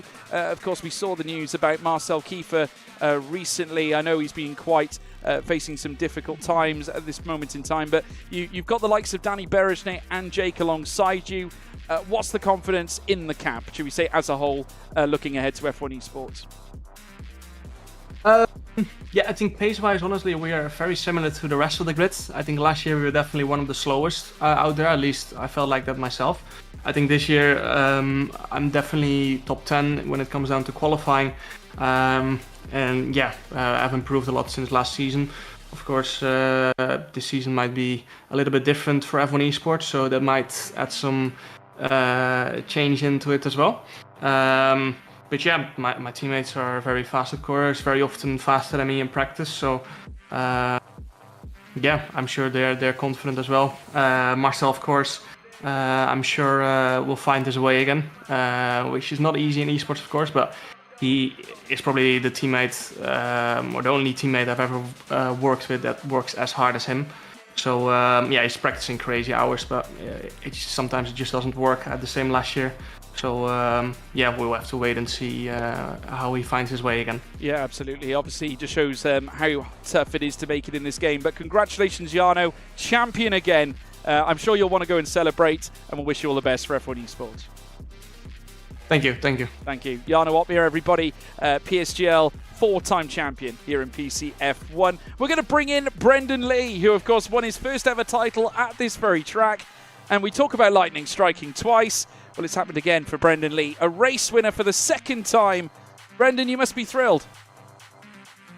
Yeah, I'm really happy. But first and foremost, congratulations to Jarno, Mercedes as well. They did a fantastic season, a fantastic job. We all know how strong Jarno is. We all know how professional and fast Mercedes are as well as a unit to give Jarno the tools at his disposal, I think the saying is. So first and foremost, congratulations to Jarno for winning. I don't know, I think he has more championships than I have fingers on my hand. I'm not too sure. But yeah, congratulations to Jarno. And for me personally, I'm really happy for both myself and the team. I think PSGL is a really great place to grow, learn ahead of the F1 esports season. And this is undoubtedly my best, let's say, it sounds weird to say start to the game because we're playing since July, but yeah, quotation start to the game ahead of the F1 esports season. Yeah, you're absolutely spot on. I mean, generally, we don't see the second half of the game generally until esports is over. So we are essentially still in the early days of the game if we consider esports involvement as such. But Brendan, I think we have seen, I would say, a return to form for you. I mean, obviously, you've been one of the one of the longest campaigners in F1 esports as a whole. You've been in league racing, I remember, all the way back in AOR years ago when you were on Xbox. And you just seem to have reignited the fire again this season. And it's almost vintage Brendan Lee at this point, if we can say that, considering you're just as young as all of the guys that compete in this championship. You know, do you feel that way? Do you think that you've rediscovered something that you were perhaps missing? Or is it that a case that you've just found yourself on a platform that simply suits you at this point? I think the level of competition both in F1 esports and here is so fantastic and so high that the smallest margins make the difference. And I would say that I refound some of my old form, and that all just goes down to mental. I don't talk about it on social media much, because I like to keep a positive outlook. I still remember earlier in the year, I basically spent a few days in hospital, down to some other stuff that I don't think I'll go into details on stream. And that really gave me a lot of time to think. You know, when you're just laid in hospital for, I think, like 2 days in a bed, you get a lot of time to think. And I understood some of the mistakes I made previously. The person I want to keep on growing, and made a plan of action to get back to where I wanted to be. And without exaggeration, every day since then has pretty much been trying to understand what needs to happen and what's going to happen. And for that, I'm extremely proud to go from where my body was physically at the worst point in my life to now I'm still growing, I'm still learning, to now be, I think, 2 points off the championship is something that I'm very happy on. Yeah, I think that hammers home the fact, doesn't it? And I think obviously we're all glad to hear that you're okay and everything like that, which is brilliant. Obviously, what we need to obviously understand here is that this is a very intense esport as such, probably the most intense in the world. If we look at the whole picture in terms of the risk element, the actual racing in its own right, it really does place a strain on you as athletes, which essentially is what you are now. So obviously kudos to you for bouncing back the way you did. I mean, obviously off the back of this, and certainly the season you've had, you must hold certainly a lot of semblance and a lot of positivity around your upcoming run in the F1 Esports Championship, because no different with Opmeer leading winning the title just by mere consistency. You yourself, a 2-time race winner this season, arguably back to the form of your life. There's got to be some positivity coming out of it. Yeah, there's a lot of positivity. I think it isn't, let's say, just down to myself. We, of course, have a really fantastic, hard-working, dedicated team behind the scenes. And one person can't, let's say, make the difference. It all comes down to a unit. It comes down to a chemistry. And not only am I feeling positive, I feel positive within the team. Of course, we're always really pushing each other hard, so there's always going to be discussions that say are more intense than others. But I'm feeling positive in myself and positive within the team that we can go and do our best job possible and hold our heads high going into the season, and hold our heads high even after the season. Yeah, absolutely. Well, I tell you what, Brendan, we give you 100% kudos. What a race. Masterminding strategy as well to achieve what you did. Boxing, certainly at an early point as you did, and you really did take it to the end. Obviously, we wish you the very best of luck in the oncoming F1 Esports Championship. And again, congratulations on a spectacular result. Thank you so much. I'm loving your clothes again. It's a fashion icon. Love it. So, right, cheers, Dan. Cheers, George. Glad to you. Ciao, ciao. Thank you, Brendan. Ciao. Absolutely fantastic. I tell you what, I love the fact that he just threw that in there right at the very end. You know what? George, I should have made the effort. You should have. You let yourself down, Dan. I'm pleased to say that we're not alone, though, because we have got someone very important in the commentary box. Arguably more important than anybody we have had to talk here at this point. I'm not sure whether he actually wanted to be in this or if he did or not, but he put himself in the waiting room, so I'm going to assume that he does. Welcome, Connor, to the commentary box. To arguably, I'm going to call it now, a typical final round of a championship here at PSGL. It never seems to go like we expect it to, and at the same time, it's chaotic. But I think we had an action-packed broadcast. Yeah, I mean, obviously it was a record-breaking day. Hello, everyone. And yeah, I mean, I just want to say a few words like traditions at the end of the season, because this could be the last PCF1 season on this game cycle. But yeah, I'm going to start it. It's not going to be settled in the stewards' room, because that was the concern that would have appealed last time. A lot of drama, a lot of bitching, so to speak. So I'm just glad it was settled on track. Obviously, you want it to be cleaner, but I think everyone enjoyed it, and it's what, it's going to be crazy when F1 Esports starts in a month or two, whenever it does. So a great advert for League Racing, a great advert for the community, and yeah, it was a great season. Yeah, no, it was special. And obviously, I think PSGL, like you said, record-breaking night again tonight. It's been a record-breaking season. We're getting closer now to the 50k, and it is certainly going to be a thriller. I think tonight we peaked at nearly 13k. Am I correct? Yeah, I think it went to 15k at 15? one point. So I think it was the record. I think we had 14.7 on the first broadcast. So yeah, it just kept going up and up, and obviously the drama with Jarno, then Bari, and yeah, it was all kicking off. And yeah, I was actually very nervous. I was more nervous than watching real life F1. I won't lie. So, but no, it was a good watch, and you guys delivered well, and yeah, was very proud of what we've done, and obviously ourselves and WR doing a great thing for the community and giving F1 Esports free advertising. So I think I think the views for F1 Esports, something like that, will be even better due to the hard work that we've done, mostly for free. So yeah, thanks to George, Jack, Dan, Chris, have all commentated, and yeah, obviously everyone who watches every week. So couldn't do it without you. So F1, if you're watching, checks can be sent to Big C. No, I mean, obviously, we appreciate all the support that we get here at PSGL, guys. And please, if you haven't done so already, make sure you hit that subscribe button, because otherwise Connor will be very cross. And, it's all part of the bigger picture here at PSGL. But Connor, obviously, like you said, you alluded to the fact that this could be the last campaign we see on this game cycle. I think, obviously, due to F1 Esports running a little later than usual. Obviously, now looking ahead, is there anything else that PSGL are doing to adopt this game? Obviously, we have a vibrant F2 championship, which I'd imagine will continue unfazed. Yeah, exactly. I think we've got a lot of tiers going on with all that. So the esports stars of the future, the guys looking to be, the next Jarno Baron, all these sorts of guys. But also we do cater for more casual players or people like us, George, get into our 30s or in our 30s who just want to like a casual race. So we do cater for everyone. In terms of, let's say, the esports guys and the F1 guys, I don't know what's going to happen. It depends on the schedule and when we get the information about that.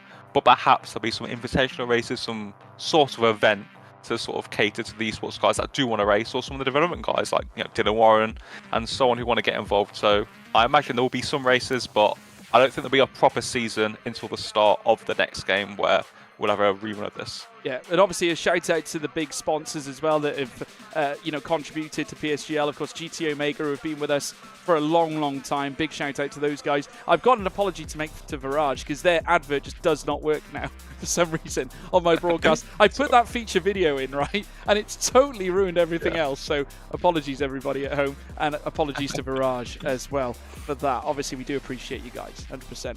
But Connor, any final thoughts from yourself? Is there anything you want to say to the grand public we have here at PS?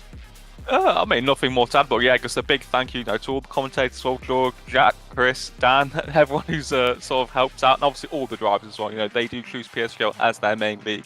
Sometimes the game isn't great, sometimes the steering decisions aren't quite, what they want, and we do our best. And I think together, as a community, we do come together and put on a great show and make it a lot bigger than what it is. There's no money involved. It's all about pride and passion, and that's what it's all about at the end of the day. So a big thanks to everyone who watches and continues to support PSGL.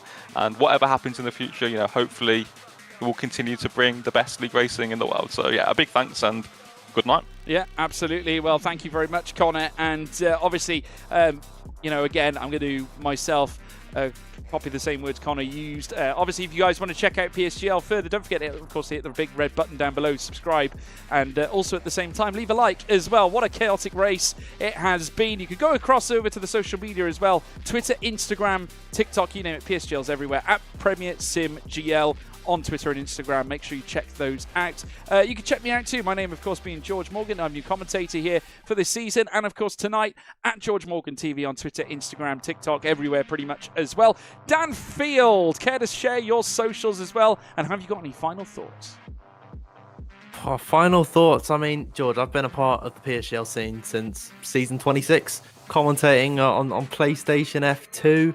And I don't get bored of it, really. I mean, I've loved this league ever since my 8th season here, and season 34 has been the best to witness it's been the best to witness. I've loved watching every single week and being a part of the stream this evening.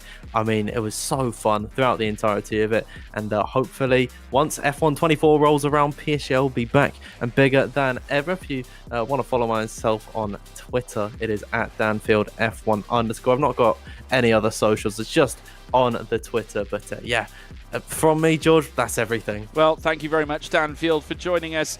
Well, folks, that's the end of what has been a very special season 34. Again, Jarno Opmeer makes history. He's a returning PSGL champion here on the PC platform. 4 times a PC F1 crown. he has added that to his name, not to mention the 5 that he obtained if you include the PlayStation Championship that he managed to win here at PSGL as well all those seasons ago. But guys, it's been a pleasure. Thank you for breaking records. We are the People's League, and we appreciate each and every single one of you. We'll see you at season 35. Take care, behave yourselves. All the best.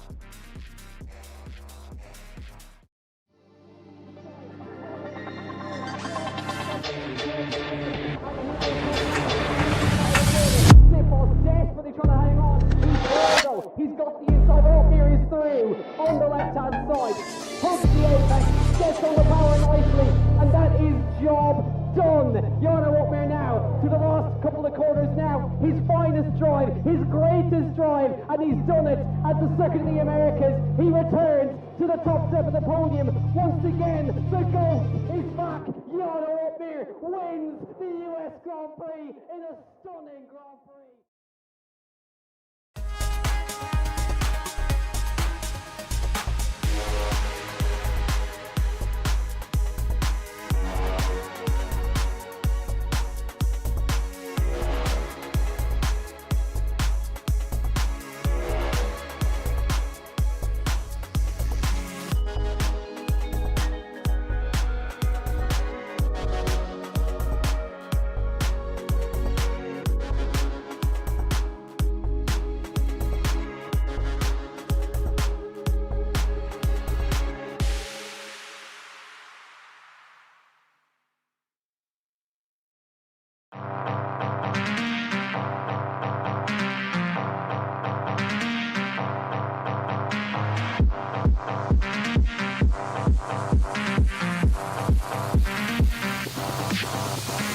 Cocaine to my nose, got rose in my cup though. Started climbing my pole, she got me locked in on cup though. Cocaine to my nose, got rose in my cup though. Started climbing my pole, she got me locked in on cup though.